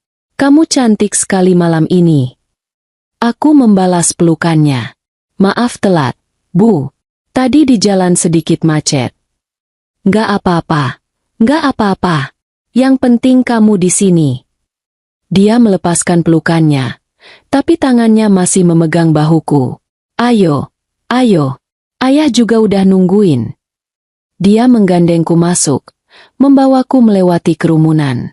Aku tersenyum sopan pada wajah-wajah asing yang balas tersenyum padaku. Ini loh, Wulan, calonnya Rangga. Ibu Karina memperkenalkanku dengan bangga ke setiap orang yang kami lewati. Aku merasa seperti domba yang diantar ke altar. Dan kemudian, aku melihatnya. Rangga. Dia berdiri di dekat kolam renang kecil di taman belakang, dikelilingi oleh sepupu-sepupunya. Dia sedang tertawa terbahak-bahak, memegang gelas minuman. Dia terlihat seperti raja di istananya. Dia memakai kemeja batik sutra yang terlihat mahal. Rambutnya ditata rapi dengan pomade. Dia tidak melihatku. Rangga, teriak Ibu Karina. Lihat siapa yang datang. Tawanya berhenti di tengah jalan. Dia menoleh. Dan dia melihatku. Waktu seolah berhenti. Aku akan mengingat ekspresi wajahnya seumur hidupku. Senyumnya yang lebar membeku. lalu luruh. Warna kulitnya, yang tadi bersemu karena tawa, berubah pucat pasi. Sepucat kertas. Gelas di tangannya bergetar hebat, membuat es batu di dalamnya berdenting pelan. Matanya membelalak. Bukan kaget, bukan marah, tapi ketakutan. Ketakutan murni, seperti anak kecil yang tertangkap basah mencuri. Dia menatapku, lalu menatap ibunya yang sedang menggandengku mesra. Lalu kembali menatapku. Dia pikir aku hantu. Ibu Karina, yang tidak menyadari apa-apa, terus menarikku mendekat. "Kamu ini gimana sih, Rangga? Pacarnya datang kok malah bengong." Rangga tidak bergerak. Dia seperti patung. Akhirnya, dia berhasil menggerakkan kakinya. Dia berjalan ke arahku. Langkahnya kaku. Dia berhenti tepat di depanku. Kerumunan masih memperhatikan kami. Ibu Karina masih tersenyum di sampingku. Rangga mencondongkan tubuhnya, berpura-pura akan menyambutku, tapi sebaliknya dia berbisik. Desisan penuh amarah dan ketakutan. "Kamu ngapain di sini?" Napasnya berbau minuman. Aku menatap matanya. Mata yang sama yang menatapku dengan jijik di restoran itu. Aku tersenyum. Senyum termanis yang bisa kuberikan. "Ngapain, Mas?" tanyaku. Suaraku terdengar ringan dan riang. Lalu, aku sengaja mengeraskan suaraku, cukup agar Ibu Karina, Pak Damar yang baru saja bergabung, dan beberapa kerabat terdekat bisa mendengar. "Tentu saja aku datang, Mas. Kan kita mau kasih kabar gembira buat keluarga." Aku mengucapkan kata kabar gembira dengan penekanan yang ceria. Reaksinya instan. Ibu Karina bertepuk tangan sekali. "Tuh kan, Ayah." "Benar," kata ibu. "Ya ampun, ibu nggak sabar." Pak Damar, yang berdiri di samping istrinya, tersenyum tipis. Senyum bangga. "Akhirnya, Rangga, kamu berani juga. Ayah kira kamu cuma main-main saja." Seluruh perhatian kini tertuju pada kami berdua. Pasangan serasi yang akan mengumumkan kabar bahagia. Rangga menatapku. Matanya memohon. "Wulan jangan." Bisiknya lagi. Tapi terlambat. Dia menoleh ke ibunya, ke ayahnya, lalu ke seluruh keluarga yang menatapnya penuh harap. Wajahnya kini bukan hanya pucat. Wajahnya berwarna hijau. Dia terlihat seperti ingin pingsan. Aku melepaskan diri dari gandengan Ibu Karina dengan sopan. Aku melangkah melewati Rangga yang masih membeku. "Maaf, Bu, Pak. Saya sapa Om dan Tante yang lain dulu." "Ya," kataku sambil tersenyum. "Saya kangen banget sama opor buatan Tante Rini." Aku berjalan melewatinya, meninggalkan dia sendirian di tengah lingkaran perhatian. Dia terjebak. Dia tidak bisa membatalkannya tanpa membuat keributan. Dia tidak bisa mengusirku. Dia tahu, saat itu juga, bahwa malam ini tidak akan berjalan sesuai rencananya. Malam spesialnya baru saja dimulai. Setengah jam berikutnya terasa seperti pertunjukan teater yang absurd. Aku benar-benar menjalankan peranku. Aku menyapa Tante Rini dan memuji opornya. Aku mengobrol ringan dengan adik perempuan Rangga, Dira, tentang kuliahnya. Aku tersenyum. Aku mengangguk. Aku menjadi Wulan yang mereka semua kenal dan sukai. Dan selama setengah jam itu, aku bisa merasakan mata Rangga terpaku padaku. Dia tidak pernah jauh. Dia mengikutiku seperti bayangan yang ketakutan. Setiap kali aku tertawa ringan mendengar lelucon sepupunya, aku bisa melihatnya menegang di sudut ruangan. Setiap kali aku menerima piring kue dari ibunya, aku bisa melihat rahangnya mengatup. Dia mencoba beberapa kali untuk mendekatiku saat aku sendirian. Sekali di dekat meja prasmanan, dia menyusulku. "Wulan, kita perlu bicara," desisnya. Suaranya rendah dan penuh ancaman. Aku berbalik, tersenyum lebar seolah dia baru saja mengatakan hal terlucu di dunia. "Bicara apa, Mas?" "Aduh, rendangnya kelihatan enak banget." Aku mengambil piring, sengaja mengabaikannya. Beberapa kerabat di dekat kami melihat interaksi itu. Rangga tidak bisa berbuat apa-apa selain tersenyum kaku dan mundur. Dia terjebak. Aku adalah tamu undangan resmi ibunya. Aku adalah calon mantu, kesayangan.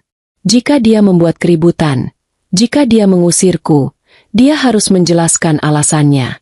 Dan menjelaskan alasannya berarti membuka kotak Pandora kebohongannya di depan seluruh keluarga besarnya.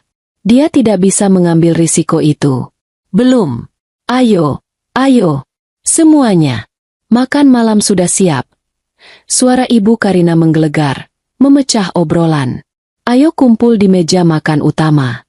Yang muda-muda, tolong ambilkan kursi lagi, ya. Ini dia. Momen utamanya. Rumah itu memiliki ruang makan yang besar dengan meja kayu jati panjang yang bisa menampung 20 orang.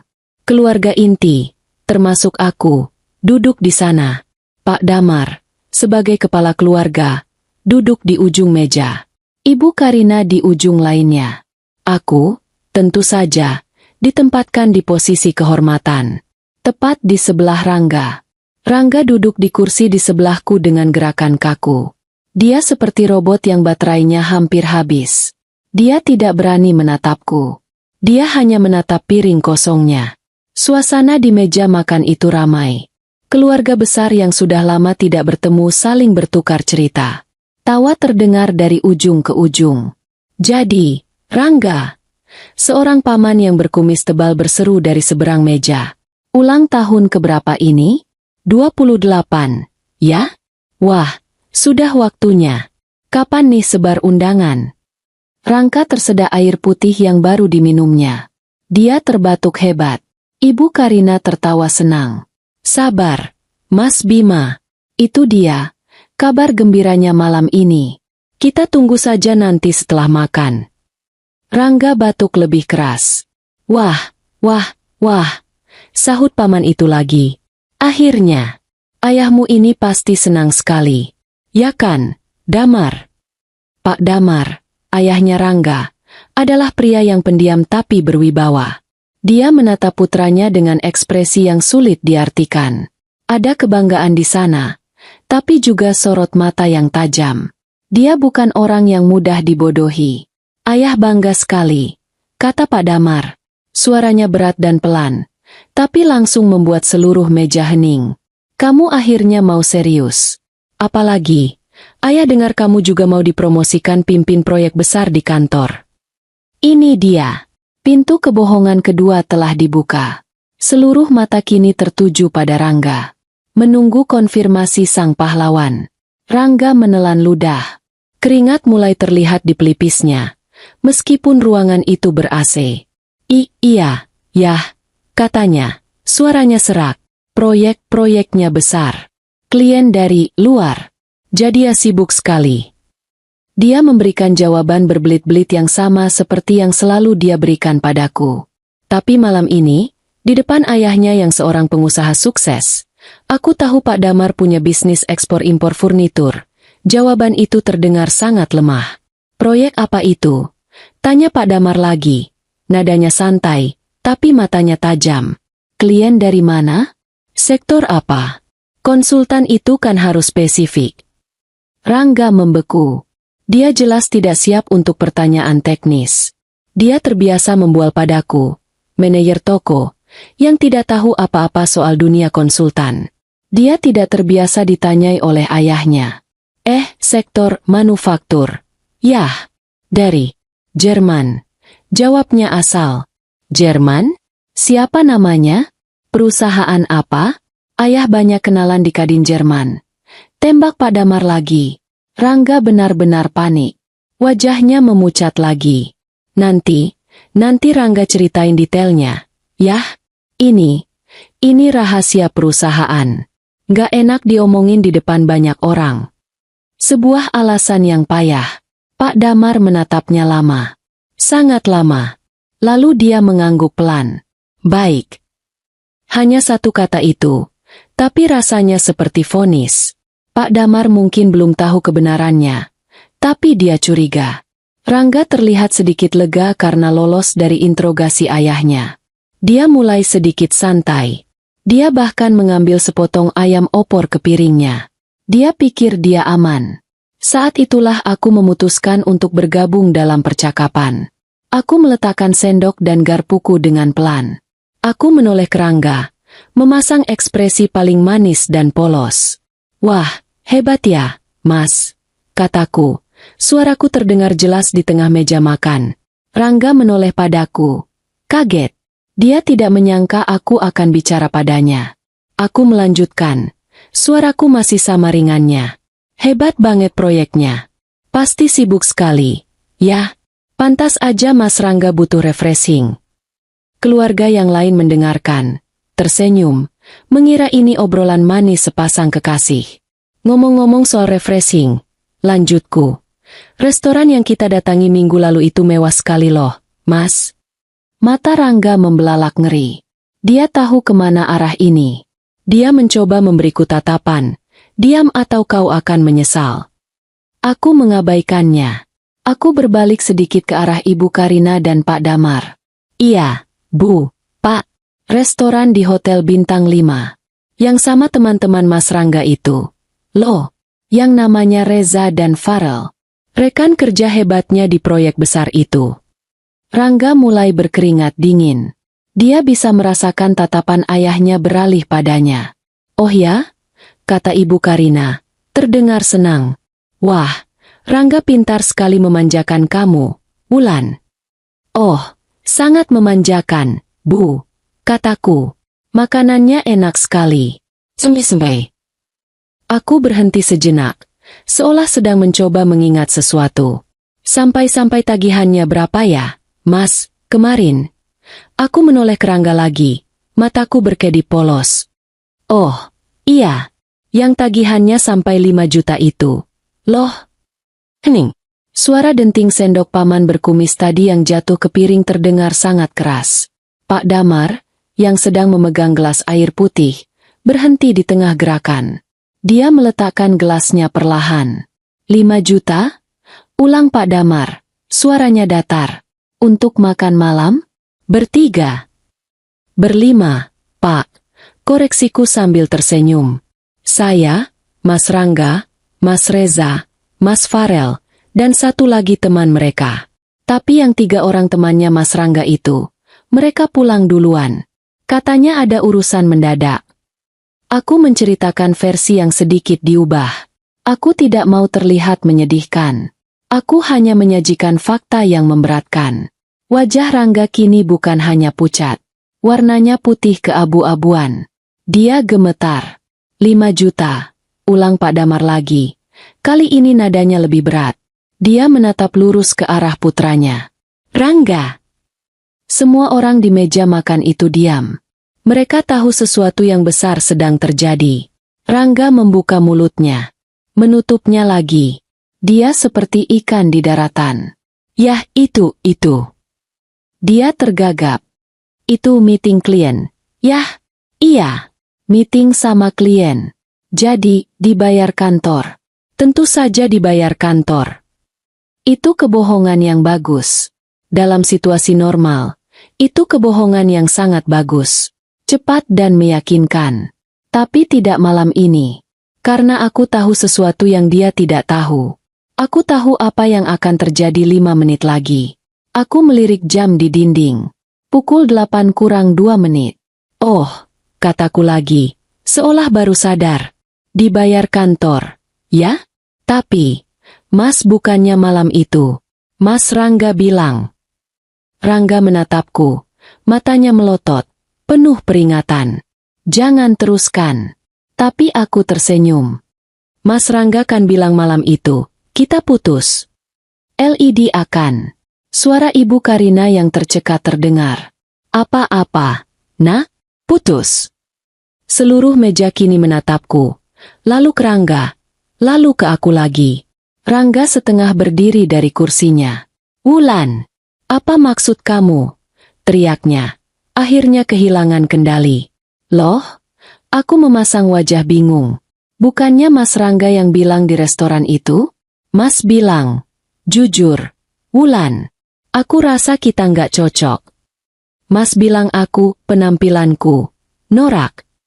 Lalu Mas pergi, kan? Ninggalin aku bayar tagihan 5 juta itu." Aku mengatakannya dengan nada sedih. "Bingung." seperti korban yang tidak mengerti apa-apa. Rangga. Suara Pak Damar kini menggelegar. Bukan lagi pertanyaan.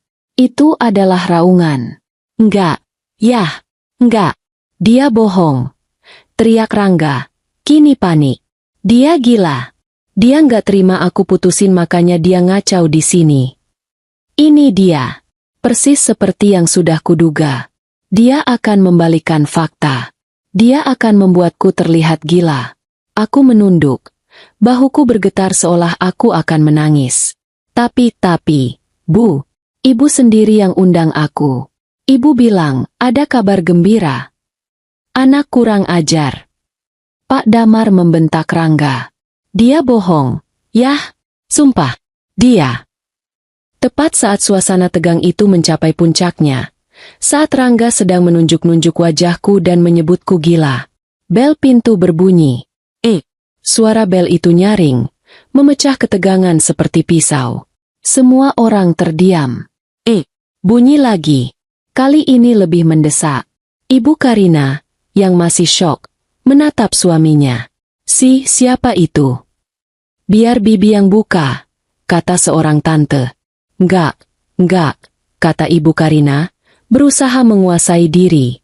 Dia berdiri, merapikan gamisnya yang kusut. Biar ibu saja.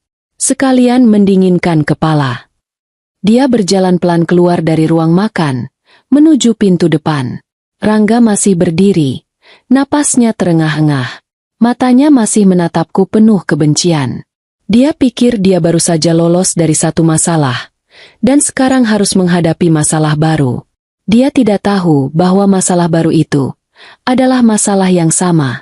Kami semua di ruang makan mendengar suara Ibu Karina di depan. Selamat malam, cari siapa? Ya. Lalu suara pria. Suara yang gugup, tapi jelas. Suara yang ku kenal. Selamat malam, Bu. Maaf mengganggu malam-malam. Saya Arga, rekan kerja Rangga. Jantungku berdebar kencang. Tepat waktu. Rangga, yang mendengar namanya disebut, menoleh ke arah pintu. Wajahnya bingung. Arga. Oh, temannya Rangga. Suara Ibu Karina terdengar sedikit lebih ramah. Silakan masuk. Mas. Maaf, kami lagi ada acara keluarga. Tidak usah, Bu. Maaf sekali. Saya cuma mau antar ini. Ada dokumen mendesak dari Pak Hendra, bos kami. Harus ditandatangani Rangga untuk hari Senin pagi. Di ruang makan, aku melihat Pak Damar. Alisnya terangkat. Seorang rekan kerja mengantar dokumen di hari Sabtu malam? Itu dedikasi yang tinggi. Oh, begitu, kata Pak Damar. Suaranya kembali tenang. Dia berdiri. Bu, suruh Mas Arga masuk saja. Gak enak di depan pintu. Sekalian ayah mau kenalan. Ibu Karina kembali ke ruang makan, diikuti oleh sosok yang membuat jantung Rangga serasa berhenti berdetak. Arga. Dia berdiri canggung di ambang pintu ruang makan. Dia masih memakai kemeja flanel yang sama yang dipakainya saat lembur. Tas ranselnya masih tersampir di satu bahu. Di tangannya, sebuah map coklat besar berlogo perusahaan. Dia terlihat sangat tidak pada tempatnya di tengah pesta keluarga yang mewah ini. Wajah Arga pucat. Dia jelas gugup setengah mati. Tapi dia ada di sini. Dia menepati janjinya. Rangga menatap Arga seolah dia melihat hantu. Mulutnya terbuka. Arga, lo, ngapain lo di sini? Pertanyaan itu terdengar kasar dan panik. Pak Damar melangkah maju, mengabaikan putranya. Dia mengulurkan tangan ke Arga dengan ramah. Saya Damar, ayahnya Rangga, kata Pak Damar. Maaf merepotkan, Mas. Sabtu malam begini harus mengantar dokumen. Arga menjabat tangan Pak Damar dengan gemetar. Arga, Pak, nggak apa-apa. Pak, kebetulan saya tadi lembur maintenance server. Dan Pak Hendra bos kami titip ini. Katanya penting sekali. Ah, Pak Hendra, kata Pak Damar, mengangguk-angguk. Itu atasan kamu langsung, Rangga? Rangga tidak menjawab. Dia hanya menatap Arga dengan tatapan membunuh. Silakan, Mas Arga. Duduk dulu. Minum dulu, tawar Ibu Karina, mencoba menjadi tuan rumah yang baik di tengah kekacauan. Tidak usah, Bu, Pak. Terima kasih. Saya cuma mau serahkan ini. Arga mengulurkan map coklat itu ke arah Rangga. Rangga tidak mengambilnya. Tangannya terkepal di sisinya. Ambil, Rangga, kata Pak Damar. Suaranya tenang tapi tajam. Dengan gerakan enggan, Rangga merebut map itu dari tangan Arga. Ya, makasih. Lo boleh pergi. Usir Rangga. Rangga, tegur Ibu Karina. Nggak sopan. Tidak apa-apa, Bu, kata Arga cepat-cepat. Tugas saya sudah selesai. Saya permisi. Tunggu dulu, Mas Arga, kata Pak Damar. Arga, yang sudah setengah berbalik, berhenti. Pak Damar tersenyum ramah. Senyum seorang pebisnis yang sedang mengumpulkan informasi. Saya terkesan. Anak buah yang berdedikasi seperti ini pasti aset berharga. Pak Damar menepuk bahu Arga pelan. Oh, jadi kamu ini salah satu anak buahnya Rangga di tim pemasaran? Yang ikut proyek besar dari Jerman itu? Itu dia. Pertanyaan jebakan. Aku menahan napas. Seluruh ruangan hening. Semua kerabat kini menjadi penonton. Arga tampak bingung. Dia menatap Pak Damar. Lalu menatap Rangga. Tim pemasaran. Ulang Arga. Wajahnya menunjukkan kebingungan yang jujur. Iya, kata Pak Damar. Masih tersenyum. Rangga kan manajer pemasaran, kan? Arga menelan ludah. Ini adalah momen yang tidak ada di skenario kami. Pak Damar menginterogasinya langsung. Rangga menyadari bahayanya. Yah, udah. Arga mau pulang. Dia capek. Diam kamu, Rangga, bentak Pak Damar. Matanya tidak beralih dari Arga. Jawab, Mas Arga. Arga membetulkan letak kacamatanya. Dia menatap lantai. Lalu dia mengangkat kepalanya, menatap lurus ke Pak Damar. Maaf, Pak. Suaranya kecil, tapi terdengar jelas di ruangan yang sunyi itu. Tim pemasaran ada di lantai 5. Kami di lantai 3. Lantai 3? Ulang Pak Damar. Senyumnya mulai luntur. Iya, Pak, kata Arga. Saya dari tim IT. Departemen Teknologi Informasi. Kamu IT? Iya, Pak. Dan maaf, Pak. Arga menoleh ke Rangga, yang wajahnya kini dipenuhi keringat. Rangga kan bukan manajer pemasaran, Pak. Hening yang begitu pekat. Aku bisa mendengar detak jantungku sendiri. Dia bukan manajer pemasaran. Suara Ibu Karina bergetar. Arga menggeleng pelan. Bukan, Bu. Lalu dia apa? Tanya Pak Damar. Suaranya kini sangat pelan. Dingin. Rangga mengambil satu langkah mundur. Dia terlihat seperti ingin kabur. Jangan jawab. Ga. Teriak Rangga. Ini bukan urusan lo. Pergi lo dari sini. Rangga. Raung Pak Damar. Pak Damar berbalik penuh menghadap Arga. Dia apa? Mas Arga? Saya ayahnya. Saya berhak tahu. Arga menarik napas panjang. Dia terlihat sangat menyesal harus melakukan ini. Rangga. Asisten administrasi di departemen kami, Pak. Di bawah Pak Hendra. Asisten. Administrasi. Dua kata itu menggantung di udara. Paman berkumis tadi tersedak kuah opornya. Tante Rini menutup mulutnya. Dira, adik Rangga, menatap kakaknya dengan tidak percaya. Ibu Karina terhuyung. Dia memegang sandaran kursi untuk menopang tubuhnya. Asisten administrasi, bisiknya. Matanya berlinang air mata. Tapi dia bilang proyek besar promosi. Itu bohong, Bu, kata Arga pelan. Maaf. Dia melanjutkan, suaranya penuh rasa bersalah tapi tegas. Justru maaf, Pak, Bu, dokumen yang saya bawa ini surat pemecatan Rangga. Jika tadi hening, sekarang rasanya seperti semua oksigen tersedot keluar dari ruangan. Surat pemecatan. Ulang Pak Damar. Iya, Pak. Masa percobaannya habis hari Senin. Kinerjanya dianggap tidak memenuhi syarat. Dia sudah dapat 2 surat peringatan sebelumnya. Ini yang ketiga. Peringatan kenapa? Tanya Pak Damar. Suaranya nyaris tak terdengar. Salah input data payroll, Pak. Dan memalsukan tanda tangan Pak Hendra untuk reimburse bensin. Cukup sudah. Semua kebohongan. Semua bualan. Semua kesombongan. Hancur lebur dalam 30 detik di depan seluruh keluarga besarnya. Rangga tidak berteriak lagi. Dia hanya berdiri di sana, gemetar. Map coklat di tangannya jatuh ke lantai. Kertas-kertas berhamburan. Surat pemutusan hubungan kerja. Terbaca di kop surat yang paling atas. Semua mata tertuju pada kertas-kertas itu. Lalu pada Rangga. Rangga menatap ayahnya, ibunya, lalu sepupu-sepupunya.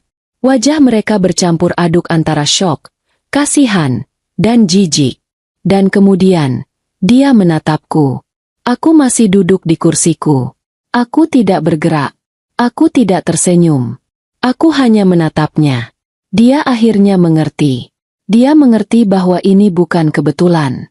Kedatanganku. Pertanyaanku soal tagihan 5 juta. Kedatangan Arga. Semuanya.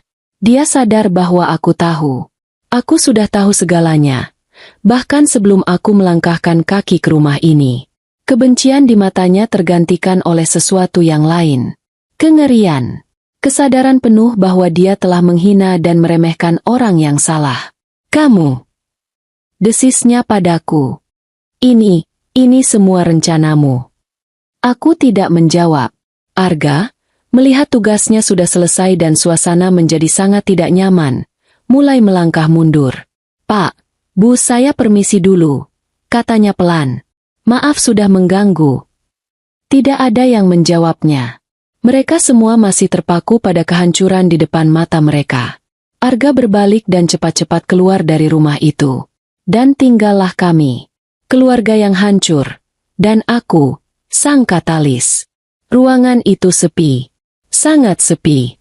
Suara Arga yang pamit diri beberapa detik lalu seolah masih menggema.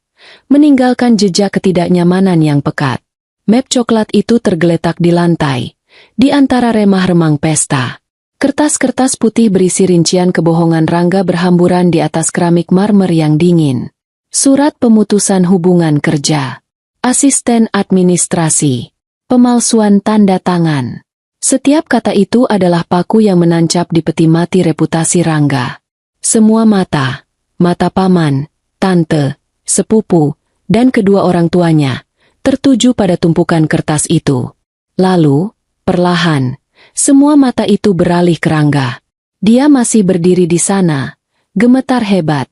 Dia tidak lagi berkeringat. Wajahnya kini sepucat dinding di belakangnya.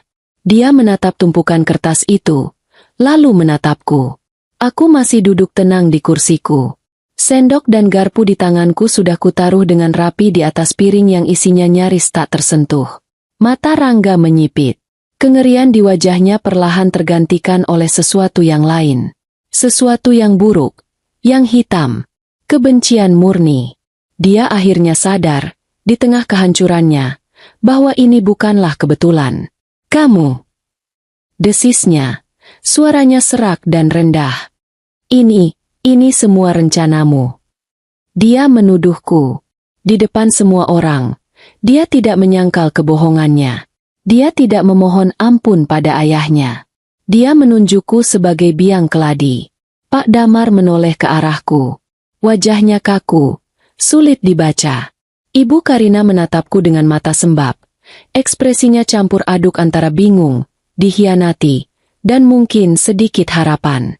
Harapan bahwa ini semua adalah mimpi buruk. Harapan bahwa aku, Wulan yang manis, akan berkata ini semua salah paham. Rangga melihat tatapan ibunya.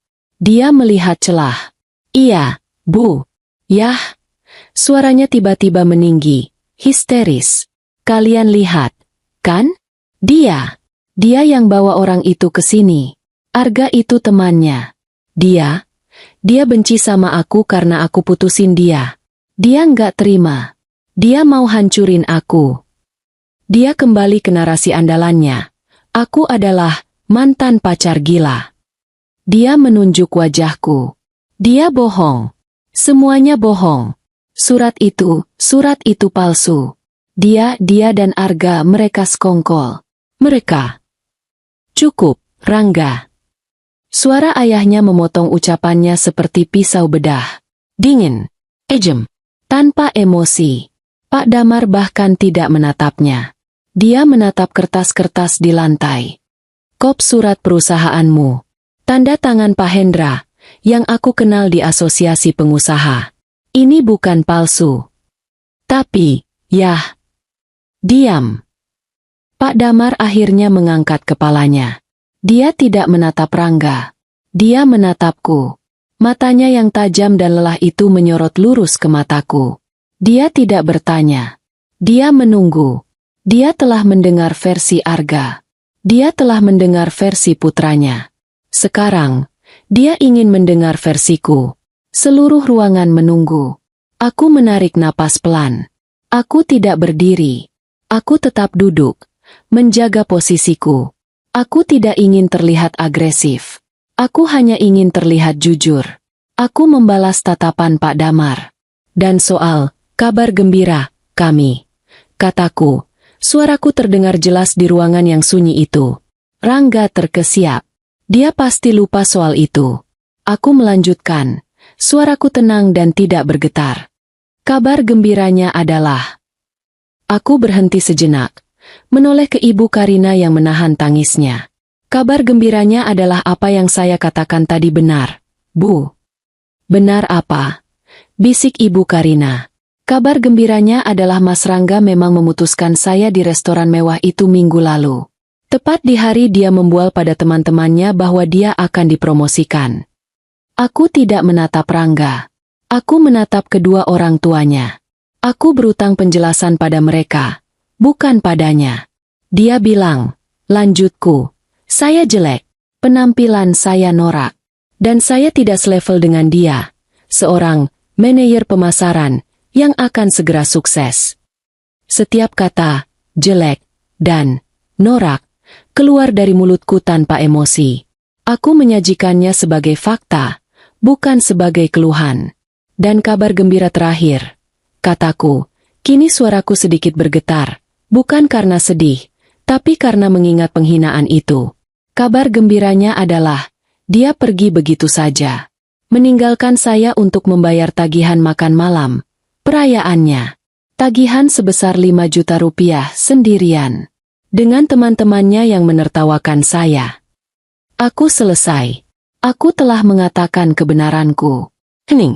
Ibu Karina menutup mulutnya dengan kedua tangan. Isak tangisnya yang tertahan kini meledak menjadi jeritan pilu. Ya Allah! Rangga, anakku, kenapa kamu ya Allah? Pak Damar memejamkan matanya. Hanya itu. Tapi aku bisa melihat urat di lehernya menegang. Dira, adiknya, menatapku dengan mata ngeri. Mbak Wulan dia beneran lakuin itu. Aku hanya mengangguk pelan. Semua benteng pertahanan Rangga hancur. Tidak ada lagi narasi. Mantan pacar gila. Tidak ada lagi narasi. Surat palsu. Yang tersisa hanyalah kebenaran yang telanjang dan buruk rupa. Dia seorang pembohong. Dia seorang penipu. Dan dia seorang pengecut yang kejam. Dia menatapku. Wajahnya kini merah padam. Bukan lagi pucat. Merah karena amarah yang tak terkendali. Amarah seorang anak kecil yang mainannya direbut. Amarah seorang pecundang yang ketahuan. Dia sudah tidak peduli lagi pada ayahnya. Tidak peduli pada ibunya yang menangis. Dia hanya peduli padaku. Orang yang telah meruntuhkan istana pasirnya. Semua ini gara-gara kamu. Dia tidak berteriak. Dia meraung. Suara itu keluar dari dalam dadanya. Penuh kebencian. Dia menunjuk lurus ke wajahku. Dasar perempuan gak tahu diri. Aku sedikit tersentak. Tapi aku tidak bergerak dari kursiku. Kamu pikir kamu siapa? Hah? Datang ke rumahku. Menghancurkan pestaku. Menghancurkan hidupku. Rangga, jaga mulutmu. Bentak Pak Damar. akhirnya berdiri. Diam. Yah, ayah nggak tahu apa-apa, teriak Rangga. Kini berani melawan ayahnya. Dia sudah gila. Perempuan ini. Dia yang licik. Dia yang jahat. Dia melihat sekeliling, mencari sesuatu untuk dilampiaskan. Matanya tertuju pada gelas air putih di depannya. Gelas yang tadi dia pakai untuk batuk. Dengan satu gerakan cepat, dia menyambar gelas itu. Rangga, jangan, jerit ibunya. Dia tidak melemparkannya ke arahku. Dia tidak sejauh itu. Tapi dia melemparkannya ke dinding di belakangku. Praaang. Suara kaca pecah memekakan telinga. Semua orang menjerit. Tante Rini memekik. Paman Bima refleks berdiri. Serpihan kaca berhamburan. Beberapa mengenai punggung kursiku. Air membasahi dinding, menetes ke lantai marmer, bercampur dengan kertas-kertas pemecatannya. Rangga berdiri di sana, terengah-engah. Dadanya naik turun. Matanya liar. Dia melihat apa yang baru saja dia lakukan. Dia melihat pecahan kaca. Dia melihat wajah ngeri keluarganya. Dan dia sadar. Tidak ada jalan kembali. Dia telah menghancurkan segalanya. Dia tidak mengatakan apa-apa lagi. Dengan satu gerakan kasar, dia mendorong kursinya ke belakang. Kursi kayu jati yang berat itu terguling ke lantai dengan suara gedebuk yang keras. Dia berbalik. Dan dia lari. Bukan berjalan. Bukan kabur. Dia lari. Dia lari keluar dari ruang makan, mendorong beberapa sepupunya yang menghalangi jalan. Dia lari melintasi ruang tamu, menuju pintu depan. Kami semua hanya bisa terpaku, mendengarkan suara langkah kakinya yang panik di lantai. Dan kemudian, brak, suara pintu depan yang dibanting begitu keras. Rasanya seperti seluruh rumah bergetar. Vas bunga di meja sudut sampai terjatuh. Lelzi. Sunyi yang lebih pekat dari sebelumnya. Sunyi yang hanya diisi oleh suara isak tangis Ibu Karina yang putus asa, dan suara air yang menetes dari dinding tempat gelas itu pecah. Rangga telah pergi. Keheningan setelah pintu itu dibanting terasa berat dan memalukan. Rasanya berlangsung selamanya. Aku masih duduk di kursiku. Pecahan kaca ada di lantai tidak jauh dari kakiku. Opor ayam di atas meja sudah mendingin. Pesta ulang tahun telah berubah menjadi sebuah pemakaman reputasi. Tidak ada yang tahu harus berkata apa. Para paman dan tante saling pandang. Jelas sekali ingin segera pergi dari situasi yang sangat tidak nyaman ini. Yang pertama bergerak adalah Dira, adik perempuan Rangga. Dia berjalan ke arah ibunya, yang kini menangis terseduh-seduh di bahu Pak Damar. Pak Damar sendiri hanya berdiri kaku, matanya terpejam. Wajahnya menahan amarah dan malu yang luar biasa. Lalu, sesuatu yang tak terduga terjadi. Ibu Karina melepaskan diri dari pelukan suaminya. Matanya merah dan bengkak. Dia berjalan melewatiku, membuatku berpikir dia akan menyuruhku pergi. Tapi dia tidak berhenti. Dia berjalan ke tumpukan kertas di lantai. Tangan gemetarnya memungut satu lembar kertas. Surat peringatan pertama. Dia membacanya sekilas. Lalu dia menjatuhkannya. Seolah kertas itu beracun. Dia berbalik. Dan dia berjalan ke arahku. Aku refleks berdiri. Ibu, maafkan saya. Saya rasa saya pamit dulu. Aku tidak bisa berada di sini. Ini adalah duka keluarga mereka. Aku sudah mencapai tujuanku. Jangan, nak. Suaranya parau. Dia berdiri di depanku. Dan dia melakukan sesuatu yang membuatku syok. Dia meraih kedua tanganku. Wulan, katanya. Air matanya kembali mengalir. Ibu. Ibu yang minta maaf. Aku tertegun. Ibu.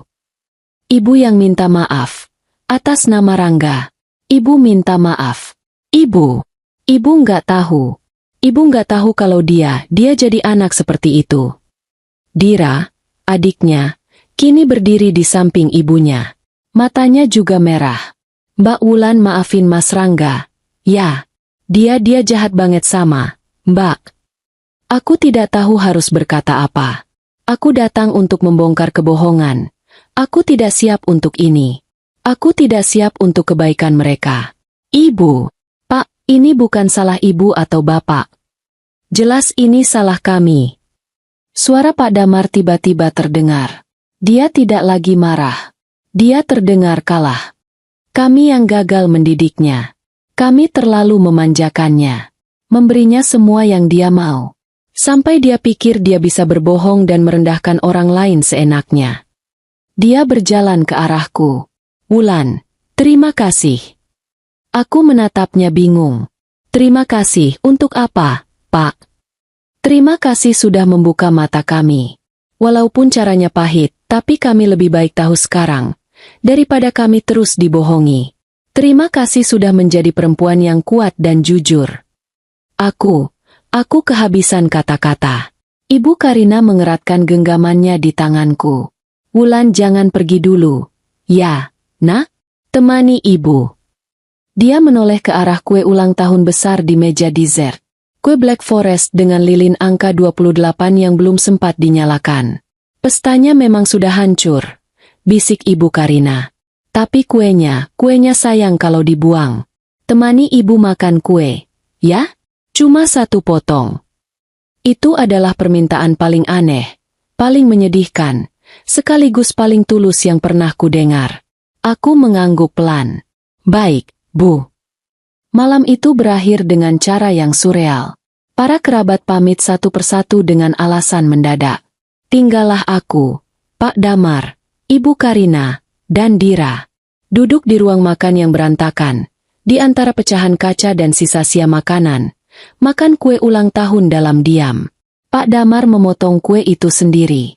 Dia memberikannya padaku lebih dulu. Rasanya manis, tapi juga pahit. Aku tidak lama. Setelah menghabiskan potongan kecilku, aku pamit. Kali ini, mereka tidak menahanku. Ibu Karina memelukku erat di depan pintu. Hati-hati, nak, bisiknya. Dan lupakan Rangga. Kamu pantas dapat yang jauh lebih baik. Aku berjalan keluar dari gerbang rumah itu, merasa ringan. Beban di dadaku selama seminggu terakhir, beban 5 juta, beban hinaan, jelek, semuanya terangkat. Fitri sudah menungguku di pertigaan jalan. Lampu mobilnya menyala cemas. Begitu aku masuk ke mobil, aku tidak berkata apa-apa.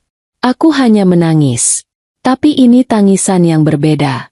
Ini bukan tangisan sakit hati. Ini tangisan kelegaan. Keesokan harinya, Minggu pagi, ponselku bergetar. Pesan dari Arga. Mbak Wulan, selamat pagi. Maaf mengganggu. Mbak, gak apa-apa semalam? Setelah saya pulang, gak ada masalah, kan? Aku tersenyum. Pria yang baik. Pagi, Arga. Aku gak apa-apa. Makasih banyak bantuannya. Kamu pahlawanku semalam. Balasannya datang cepat. Sama-sama, Mbak. Oh ya, sekadar info. Hari ini Rangga nggak masuk kerja. Nggak ada kabar sama sekali. Teleponnya mati. Pak Hendra makin marah. Tentu saja. Dia kabur. Seperti pengecut. 3 hari kemudian, di hari Rabu, Arga mengirim pesan lagi. Resmi dipecat. Mbak, per hari ini, Pak Hendra bilang makasih banget bantuannya sudah mengantarkan surat itu secara pribadi. Aku membaca pesan itu di tengah jam istirahat toko. Aku tidak merasa menang. Aku hanya merasa adil. 1 minggu kemudian, teror itu dimulai. Aku sedang menghitung stok barang saat ponselku bergetar. Nomor tak dikenal. Kamu pikir kamu menang? Hah? Aku langsung tahu itu siapa. Pesan lain masuk. Kamu hancurin hidupku. Kamu dan teman itsialanmu itu. Pesan lain. Aku sumpahin kamu gak akan pernah bahagia. Perempuan jahat. Tanganku gemetar sejenak. Tapi kemudian aku teringat malam itu. Hinaan di restoran. Tangisan ibunya. Aku tidak takut. Aku hanya merasa jijik. Aku tidak membalas. Aku hanya menekan 1 tombol. Blokir. Setengah jam kemudian, pesan lain masuk. Dari nomor yang berbeda.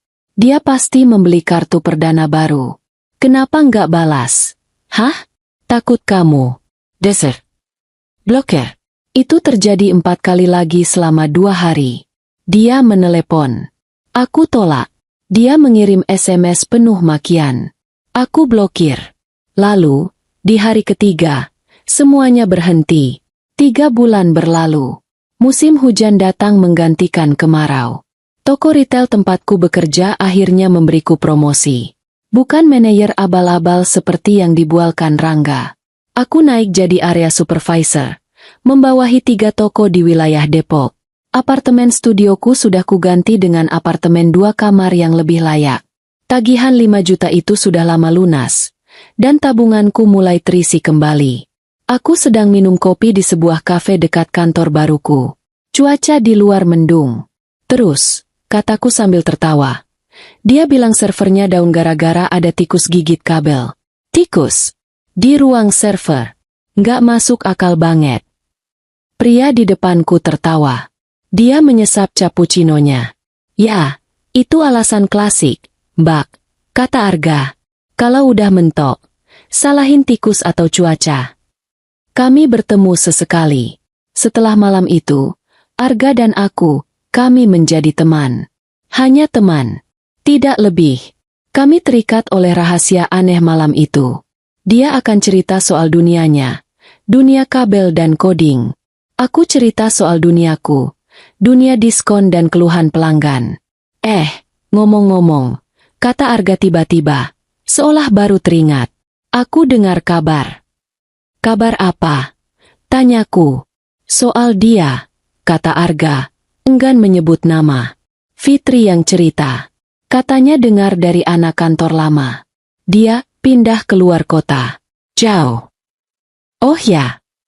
Iya. Katanya sih ke Sumatera. Tinggal sama kerabat jauh ayahnya. Dia malu di Jakarta. Nggak ada perusahaan yang mau terima dia setelah tahu kasus pemalsuan tanda tangannya.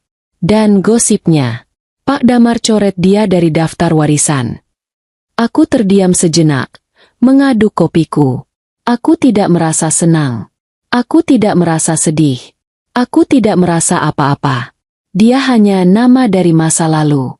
Baguslah, kataku akhirnya. Semoga dia bisa mulai dari nol. Dan jujur kali ini. Arga menatapku. Mbak Wulan beneran udah nggak apa-apa. Aku mengangkat kepalaku, menatap tetesan hujan di jendela kafe. Aku lega, kataku pelan. Aku lega. Aku merasa bebanku keangkat. Aku nggak harus pura-pura lagi. Dan aku tahu, aku jauh lebih kuat dari yang dia kira. Aku tersenyum. Senyum yang tulus.